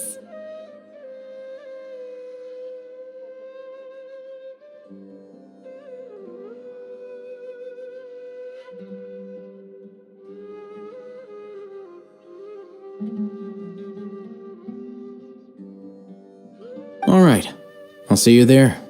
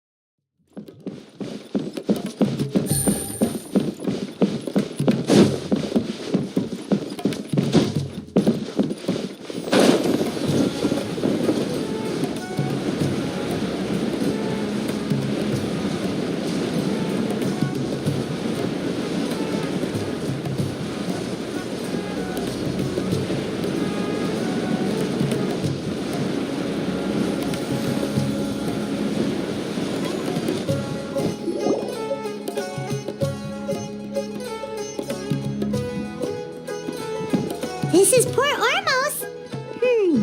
Now where could Is that Paimon I hear? Huh? Oh, it's been a while. How are you doing? Dinyarzad! It's been so long since we've seen you! I'm doing well. I can go as far as saying I have never been happier in my entire life. I don't know if you've heard, but Elazar has completely disappeared, and all the patients have recovered. You kidding? Knowing them and the connections they've got, I'm sure they've heard about it. Yeah! That's right. My lady is feeling better now, so I'm accompanying her for a walk. Why do you still call me that, Dia? You've already informed my father of your resignation. I guess I'm just used to calling you my lady. Old habits die hard. Resignation? You mean you're quitting? Yeah, I might start losing my edge if I keep being a bodyguard for the Homayanis. You know that my parents and I are fond of you, and that we appreciate you very much. It wouldn't be a problem if you wish to continue to be our bodyguard. I'm not a woman that's easily persuaded. You should know that by now, my lady. When I took this job, I had already decided that I'd quit as soon as you'd recovered. It's time for me to get back out there and chase that horizon. So what are you gonna do now if you're not gonna be a bodyguard anymore? I want to take a risky job and put my body to the test again. Huh? But we literally just finished one of the most dangerous jobs ever. Are you getting bored already? I know. If I hadn't joined in that plan with you, I wouldn't have come up with this idea. I guess I still get fired up by that feeling of going all out in a fight. It made me realize that I'm still a mercenary through and through. Life is short, and I'm happy that I got to be a part of that operation. But the whole thing also made me realize that there are still many problems in Sumeru, and as a desert dweller, I'm still not completely ready to settle down on this side of the wall. Well, I remember a friend had someone bring you a message. You mean I'll hate them? I didn't expect him to still remember that. I thought he was joking. We just came from talking with Alhaitham at the Academia. Did he tell you that he suggested that I come work at the Academia? What? I heard that Azar and his cronies fell from power, and Alhaitham told me that now was a good time to find a job in the Academia, but only if I wanted to. Whoa. Paimon can't see you being anything other than a mercenary. Me neither. But I think Dia would look great dressed up as a scholar. Forget about it. I wouldn't last 10 seconds in there. Alhaitham probably just liked the way I worked and knew I'm good in a fight, so he suggested I find some work in the Academia. But you know, if you take him up on the offer, Sino might actually agree and let you become a Matra. Because you're super amazing! The Matra have all the talent they need as long as they have Sino. I prefer to be free to live however I choose.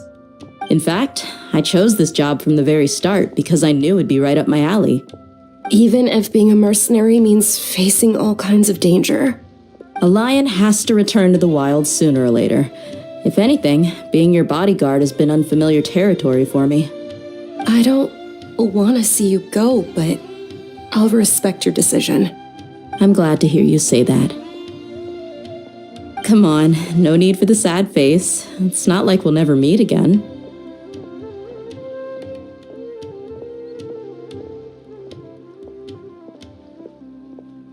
Once the whole Dendro Archon thing is settled, everything in Sumeru will take a turn for the better. That makes me happy too. But a peaceful society will probably mean less demand for mercenaries like me. Before long, we'll be a dying breed. So I'd better get to work while I still can. Huh? But wait a second. You make it sound like you're leaving now. Well, no, not yet at least. I promised my lady I'd stick around until next week. So, have you been in Port Ormos this entire time? We were wondering if you had received a letter from Nilu. Oh, did Nilu write to us? She heard that you were seen in Port Ormos, so she sent the letter here. Huh. It was probably sent to the inn that we're staying at. My lady has been very energetic lately and keeps taking me on hikes, staying out even into the night. By the time we get back, the receptionist is usually off napping on the job. Right, and we tend to leave quite early in the morning, so the old man on duty is also usually dozing off. So what it really sounds like is that the person on duty is always asleep. I bet the letter's at the reception desk. I'll go check later. No wonder there wasn't a reply. You never received the letter. Good thing Nilu asked us to come and check on that. Sorry to make you two come all the way out here. It must be something important for Nilu to specifically write to us like that. Yes, she said they were preparing a victory feast in the Grand Bazaar, and will also be celebrating Sino's reinstatement as General Mahamatra. She was hoping you could come. Great! I'll be sure to attend. Count me in too. But is there some sort of dress code or anything for the feast? Can I just show up looking like this? Since it's being organized by Nilu, I don't think she'll be too picky about that. If anything, I think she wants to see us as our most natural selves. All right, then this is how I'll show up. The feast will be held in 2 days, so don't forget. Sure. Thank you so much for letting us know. We'll see you there. Oh, by the way, do you happen to know where Sino and Raman are?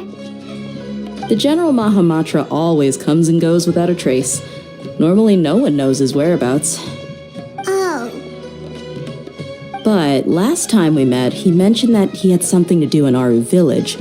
You can try your luck there. As for Raman, your guess is as good as mine. I only remember he said that he had something to discuss with Sino. You can ask Sino when you meet him.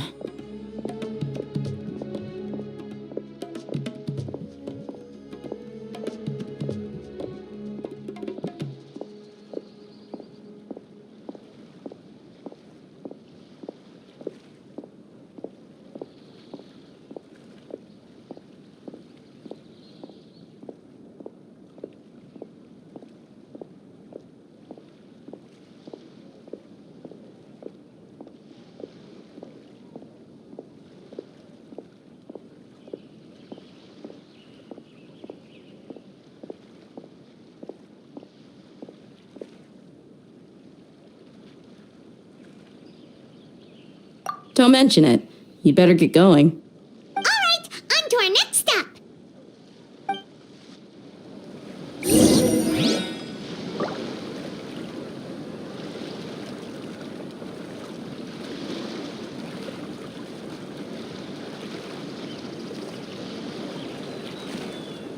If you want to eat like a king, you've got to work like a mule.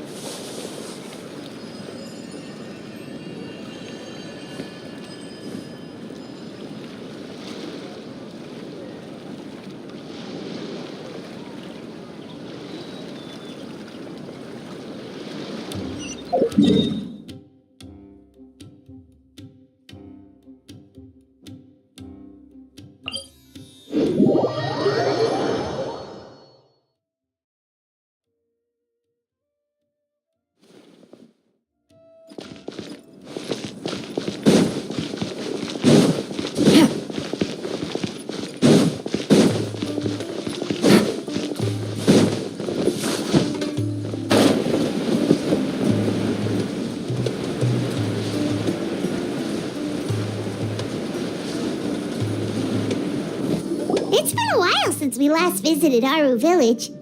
Ah, there's Sino!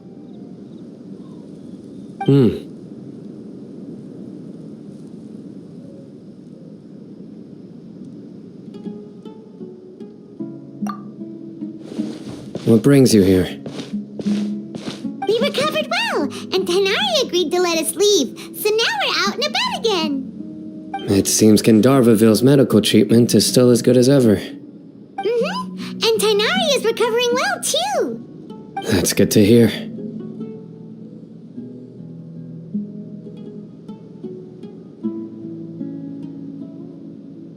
Yeah, you're the one who brought us to him when we lost consciousness, right? Thanks for that. You're welcome. Tainari has excellent medical skills, and Kale is quite attentive. It was the best place for you. But why are you just standing here like a dead tree? I'm meeting some people. Oh, you mean Candace? I've already talked with Candace and the village chief. They're still at the usual place. You can go there if you'd like to see them. But you know one of the people I'm meeting as well. Oh, by King Deshret's blessing, my friend suddenly appears in the desert. Don't tell me you've run into trouble and need us to help now. Raman! And, Sitaria? Oh, you know me?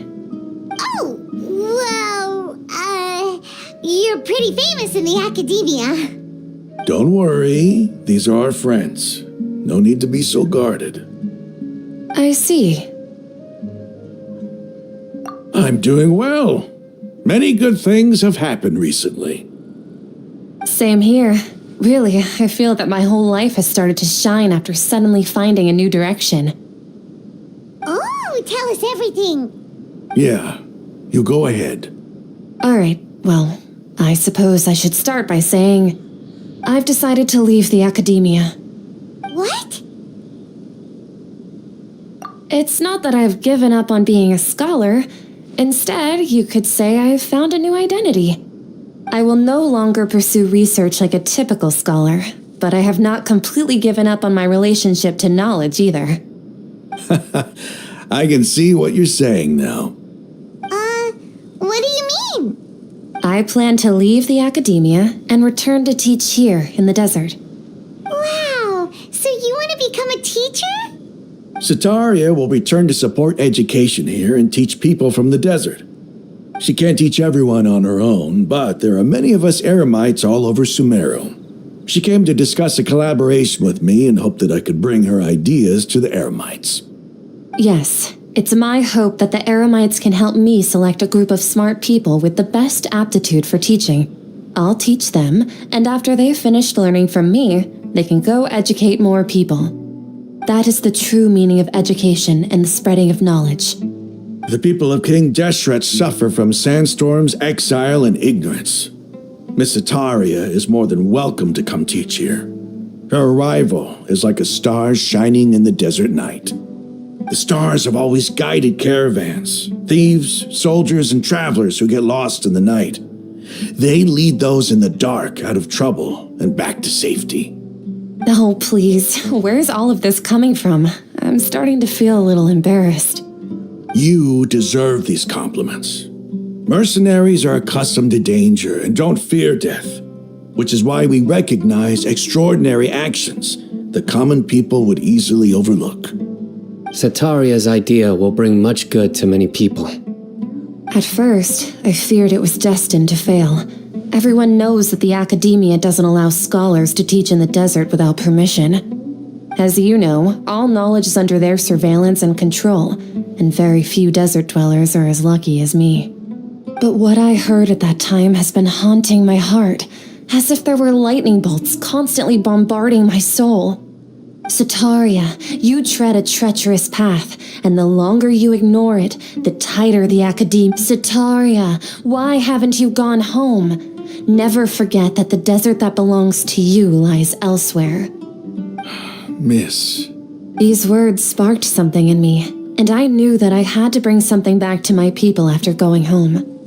I gathered up the courage to approach the Grand Sage, only to find that he was no longer at the academia. Lord Sino told me that Azar didn't belong there anymore. Azar has received much needed punishment. Though, if you ask me, it may have been too light. You probably have already heard. Lord Sino helped me obtain permission to leave the academia for the desert, and accompanied me here to discuss collaboration with members of the Eremites. My plan was able to go smoothly thanks to him and Rahman. You're all doing so much for the desert. Aside from that, I also have some other business to discuss with Sino. Lesser Lord Kusanali has allocated many resources to support and develop the desert.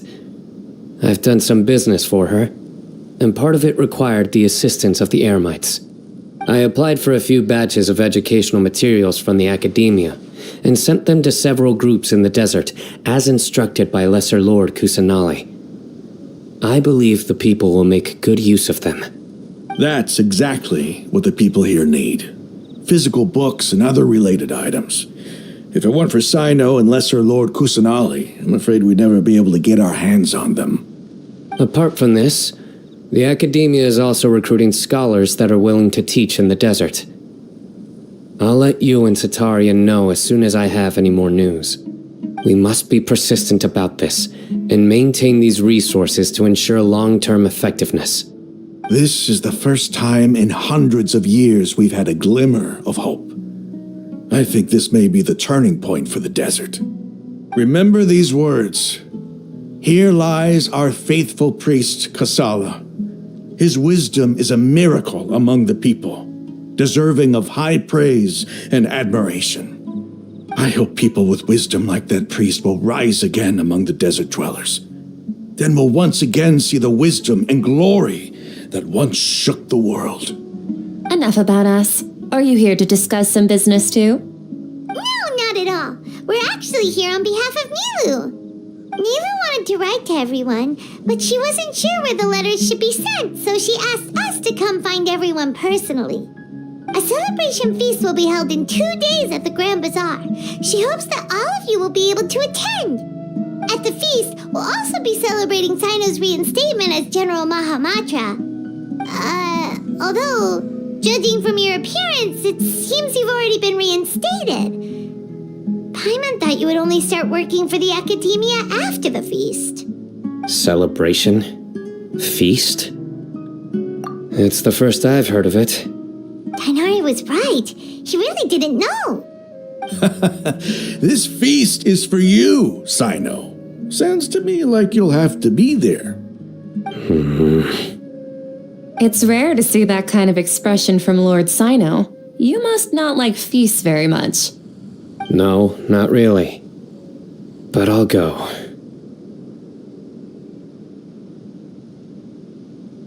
Well, I still have a lot to handle here. Besides, I need to look after Miss Sataria in the desert, so I'll have to pass. I'm afraid I won't be able to join you.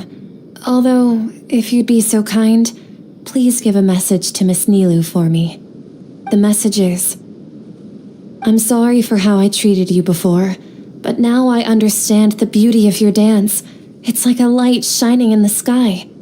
You and the art you symbolize are not only beautiful, but also lively and powerful, so much so that it was prohibited. Please keep dancing, and someday I'll be able to appreciate your art in person. Okay, we've got all that down.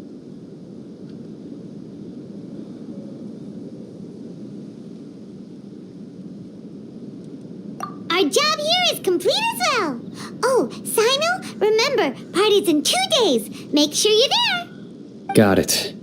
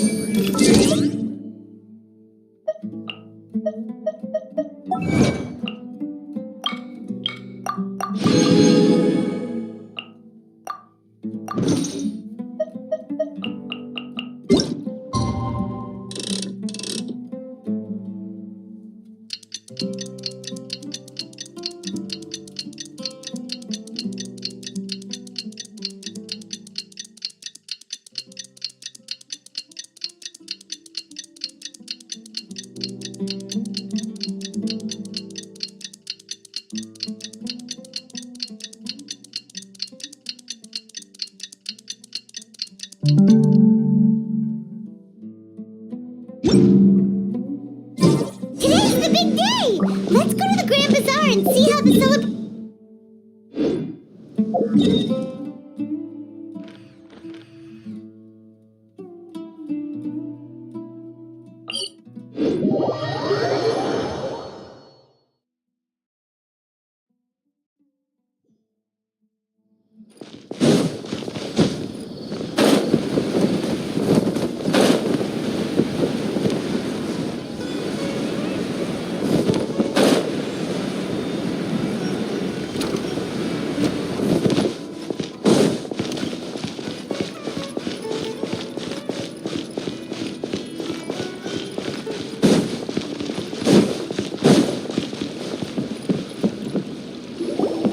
Everybody's already here. Looks like we're the last ones to arrive. You're here.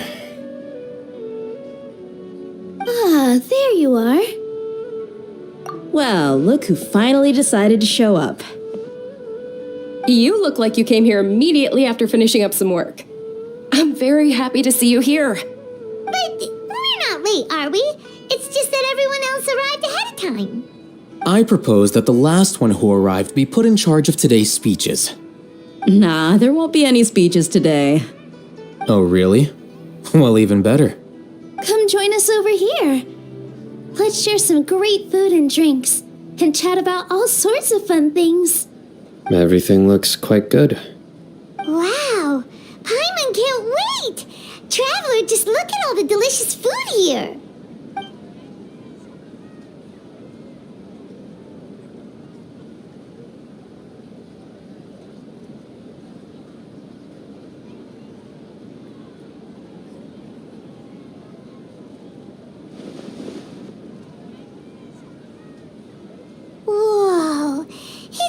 delicious! Oh, this grilled meat tastes amazing! The food was specially prepared for you by everyone in the Grand Bazaar. And we have gifts that were sent by the residents of Sumeru City when they heard we were holding a feast. Everyone that came said that you saved Sumeru and wanted me to thank you all on their behalf. Feels kind of nice to be seen as a hero. I could get used to this. Being a bodyguard is also a hero's job. You've always been amazing, Dia. My lady sure has a way with words. Thanks. I'm glad to hear it. And I'm happy to meet everyone that participated in the great plan. Don't mention it. Come to think of it, we've really done something impressive together. It's unbelievable. We owe it to our abilities. And luck. Really? Why do I remember everybody thinking that luck was against us and feeling like we hardly had a chance of succeeding? That's how I remember it too. It's luck that brought us together, and it was luck that let us form a team. Then, it took even more luck for us to formulate a plan and implement it successfully. Moreover, judging from the results, everything worked out well. Yeah, everyone gave it their all when it mattered most. It was almost like a performance. We took the stage and put on our best show. Everyone played their part, and thanks to everyone's efforts, the performance was a great success. So, would you say we're good actors too? It's such a blessing that Lesser Lord Kusanali was able to return to power at the Academia. Yes, even after being abandoned and neglected so many times, she's finally returned.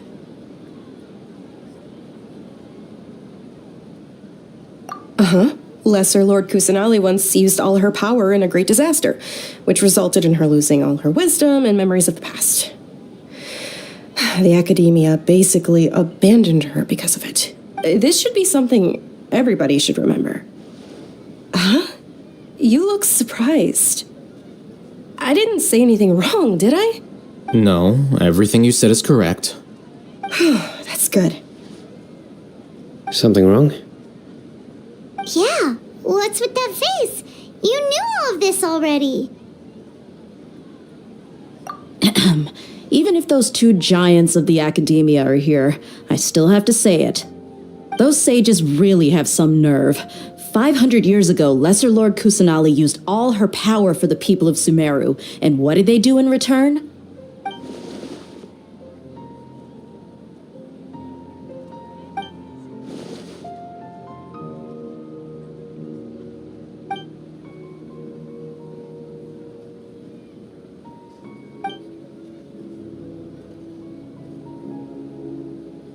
If you bite the hand that feeds you, don't act surprised when it turns into a knuckle sandwich, right, Sino? Perhaps I shouldn't say this, but their treatment of Lesser Lord Kusanali calls for a more severe punishment. You could simply tell Lesser Lord Kusanali that you wish to have Azar and his accomplices severely punished. I respect our deity's decision and won't interfere in any way. While we're on this topic, why didn't you accept the Academia's invitation to become the Grand Sage? Are you trying to say that I'm fit to be a sage? Not at all. But every person handling the selection process has said that you are the most suitable candidate to lead the Academia right now. Why? Because he dethroned Azar from power? Could you try to put it another way? This is a good thing, yet you're making it sound like I overthrew Azar for my own personal gain. But seriously though, I always wondered if you had some personal motives behind it. I did have my own motive, but it had nothing to do with being a sage. If the rules of our nation were suddenly cast by the wayside, then it wouldn't be long until chaos ensued. I had no intention of letting their dreams disrupt my life. By that, you mean your life working as the Academia's scribe? Precisely. Wait, is that all? So, that's the only reason why you joined us and came up with all those plans? It's reason enough. You've certainly got quite the personality. You flatter me. All right then. How about you? You've already resumed work as the General Mahamatra, right? That's right. Will you be happy with that life? It's not about being happy. There are merely a lot of things that I must do. Even so, keep your spirits up and try to be happy, okay? And try to smile more every day, just like I'm doing now. Thank you. I'll keep that in mind.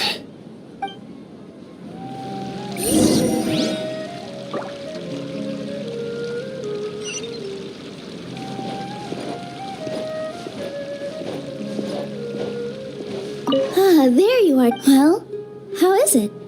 Are you enjoying? That's good. It's the first time I've ever invited so many exceptional people to one place. I was a little nervous myself. You see, every guest here is quite extraordinary. It's unbelievable that we've got everyone together here. Almost like a fairy tale. Make sure you live it up tonight. I'll be happy as long as you're enjoying yourselves.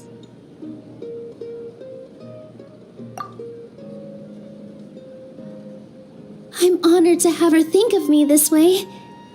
If I have a chance in the future, I would really like to invite her to one of my performances.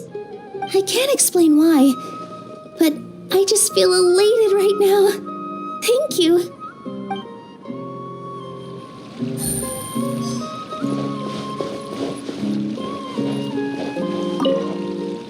I seldom participate in such lively gatherings, but the atmosphere here is quite good. No, this gathering today has a unique meaning. The Grand Bazaar is lively because the people here feel happiness from the bottom of their hearts, unlike the farces at the Academia. That happiness is an emotion that'll be forever alien to those bookworms who have driven themselves insane by studying. I seem to have taken both keys when I left the house. Oh well.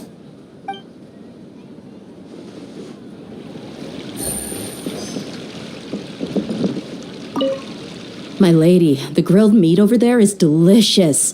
Have you tried it? Yes, I also tried some fruit just now. Oh, they're very sweet.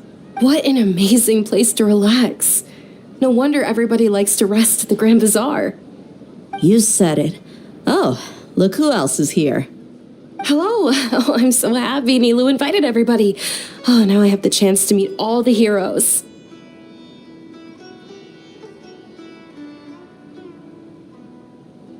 Hey, less of that polite chit-chat and more eating and drinking. The feast is about having fun, not stuffy formalities.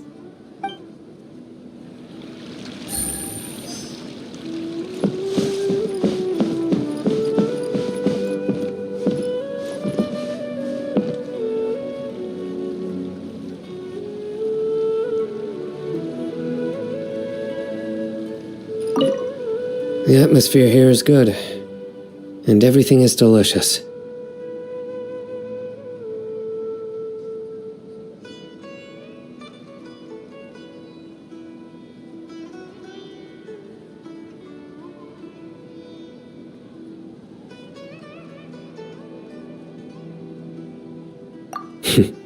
Yeah. I don't often come to such places, but it feels quite good.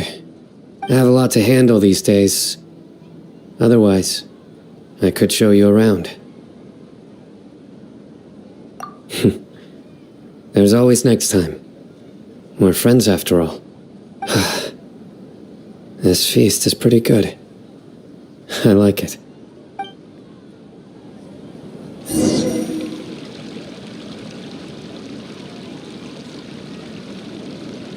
Hey, what's wrong? Your head is starting to droop. Hey, you can't just fall asleep here. Paimon will go find something delicious for you to eat. You'll wake up once you've put something yummy in your tummy. Of course, just wait here for Paimon.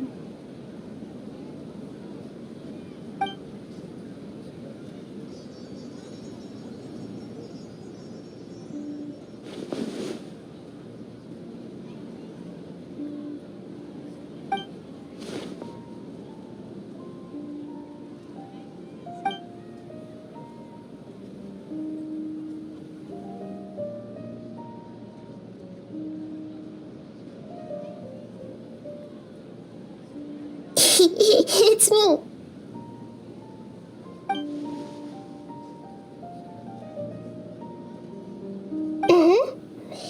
You may blame me for being a bit too self-indulgent. I was thinking about talking with you, and the next thing I knew, I had made a connection with you. The connection between us is amazing. It's like flora and the fence it grows upon. I heard there's an amazing celebration feast today at the Grand Bazaar. I wanted to have a look for myself, so I snuck in. Lately, I've been so busy dealing with all the fallout from recent events, so I really haven't had any free time. Although you've already helped me with a lot, there's still one more thing I hope you can help me with. Please say thank you to everyone for me.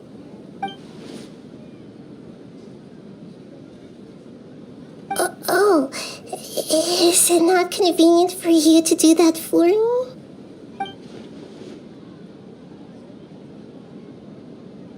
But if I just show up all of a sudden, people will become all quiet and stiff, won't they? What if I end up scaring them and ruining this wonderful feast? That'd be the last thing I want.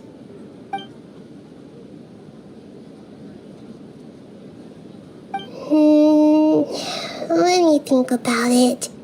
Okay. Yes, I have.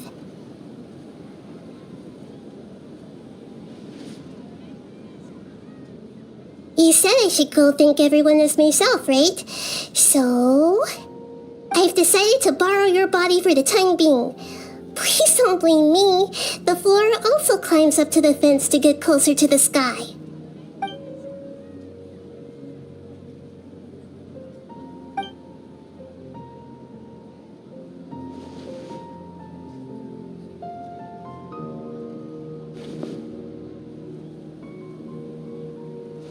Everyone!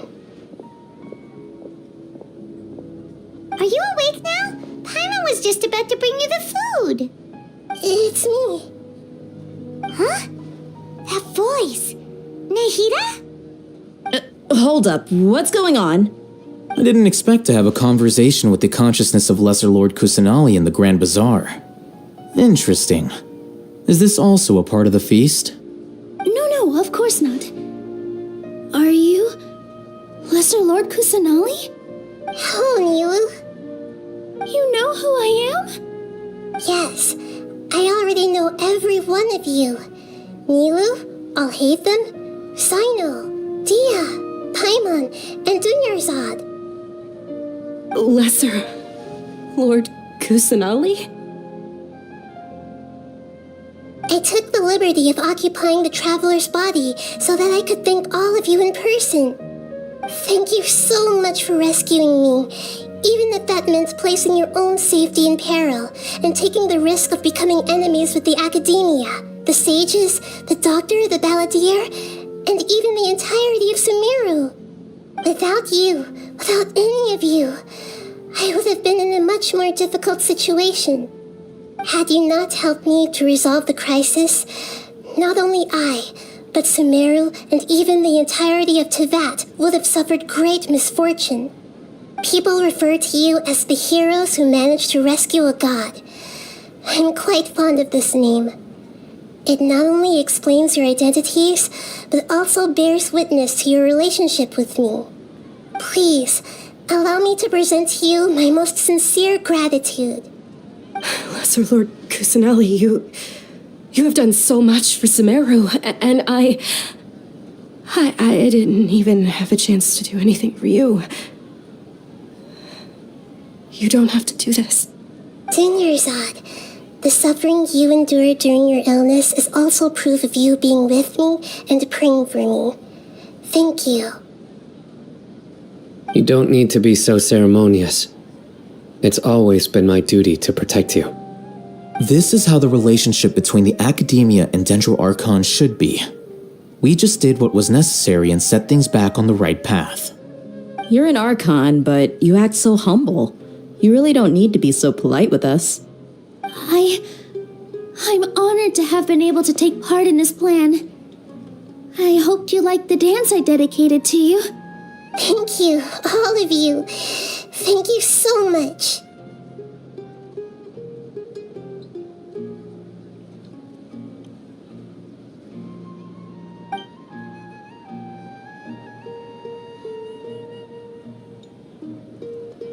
Yeah.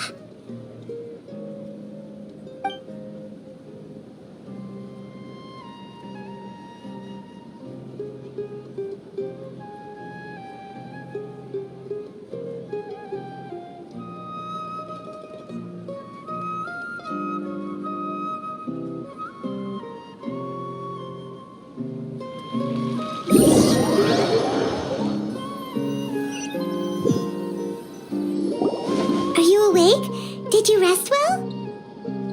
After Nahida left, you ate a lot of food. You've become a glutton.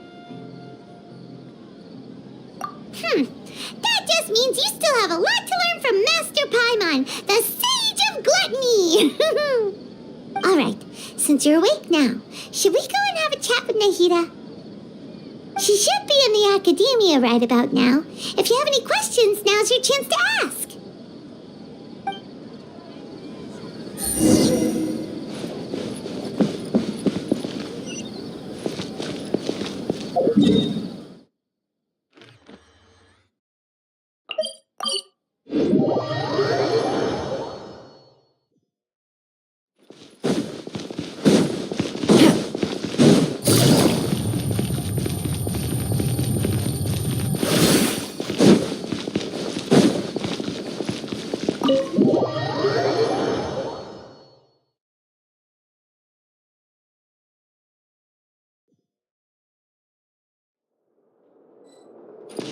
Take it easy.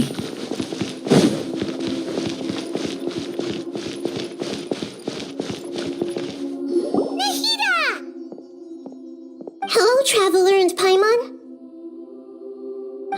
What a fantastic night.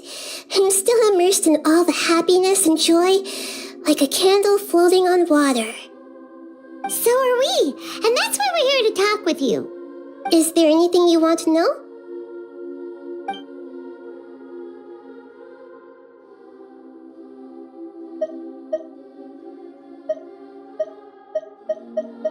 After recent events, the Akasha can no longer function as it used to.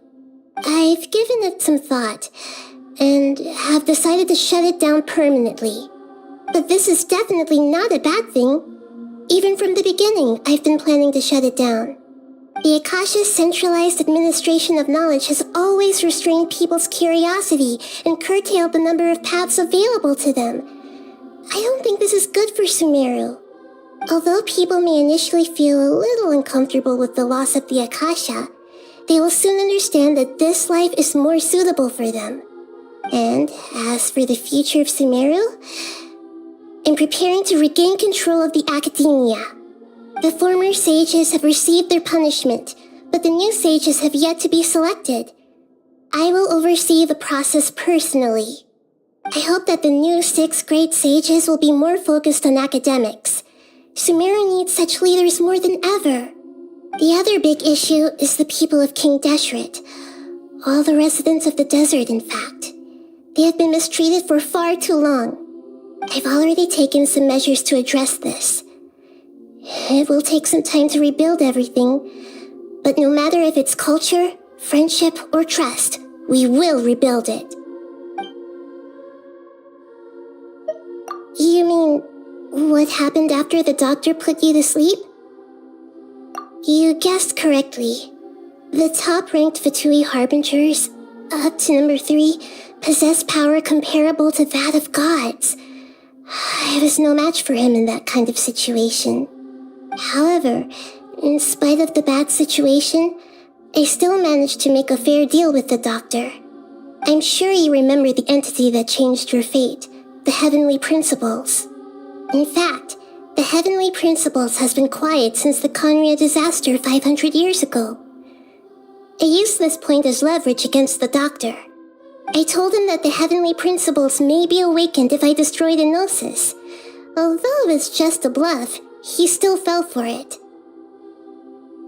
I assumed that the heavenly principles wouldn't just stand by and let such extensive damage to its laws take place. And as for what I exchanged for the gnosis, the exchange served as both punishment for the doctor as well as a boon of new knowledge that I couldn't refuse as the god of wisdom. He's still in a coma. I've hidden him like how one would hide a feather. I know you have many misgivings about him, but as someone who had become a god, he has retained a number of very useful features. Don't worry, I'll keep an eye on him and make sure he doesn't do any evil. In addition, there are still some mysteries left in him. Some things may be very clear from my perspective, but he is still yet to understand them himself. His future will be determined by fate.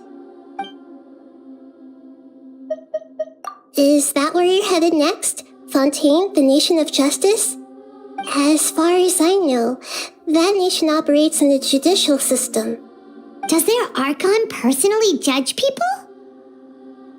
No, there's a Chief Justice in Fontaine. Generally speaking, the Hydra Archon, Focalor, won't preside over individual trials. However, even then, Focalor will still make herself present at just about every trial. It seems that she just likes to immerse herself in that sort of atmosphere. As Archon, she still reserves the right to influence the final verdict. Anyway, let's just say she's got, a very unique personality. Are you sure? Isn't there something else you haven't asked about yet? Huh?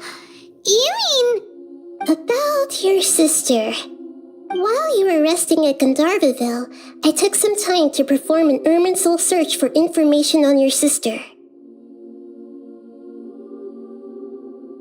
Yeah, isn't Irminsul a repository for all the information and memories of Teyvat? So there shouldn't be anything on him or his sister. This is true in your case. Irminsul indeed does not have any information on you. However, there must be something different about your sister, because as it turns out, the world has recorded information on her after all. What? There is only one possible explanation. She belongs to this world.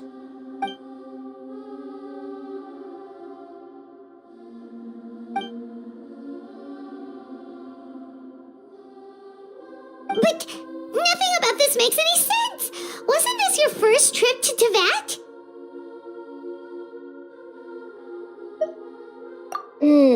According to the records I was able to access, your sibling suddenly appeared in Conria.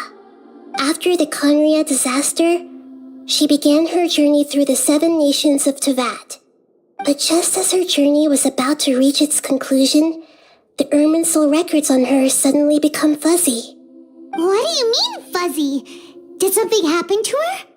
All I know for sure is that somebody, for reasons only they can know, is deliberately obfuscating her fate. And whoever it is, if they can do that, who knows what else they're capable of. But even that wouldn't explain how she somehow comes from this world. Something else I noticed was that according to these records, the Fatui have not classified your sibling as one of the Descenders. What's a Descender? Paimon's never heard of it. Look, I'm sure you must be curious about the information I received from the Fatui in return for my gnosis, right? A very important part of the intel was about this world's Descenders. External beings, ones that don't belong to this world. Traveler, you are Teyvat's 4th Descender. Huh?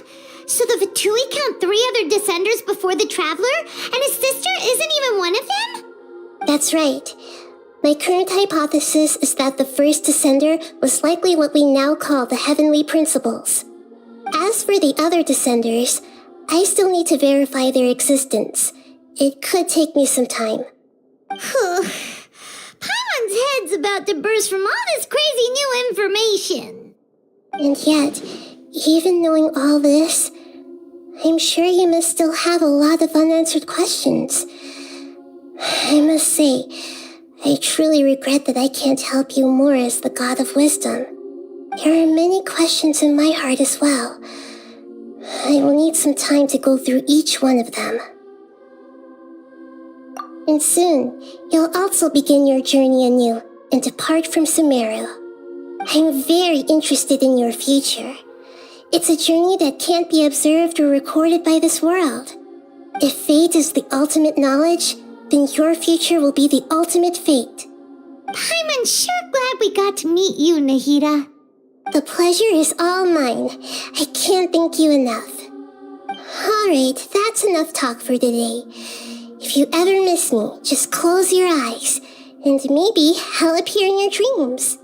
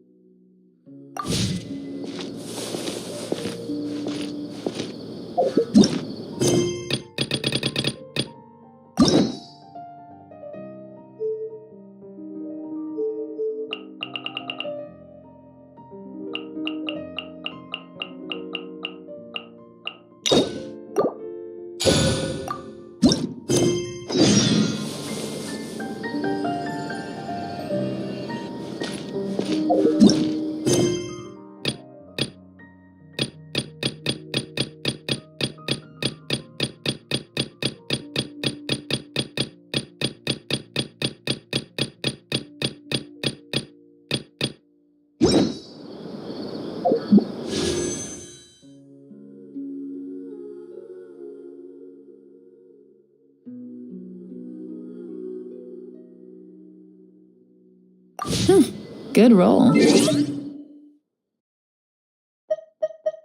All right,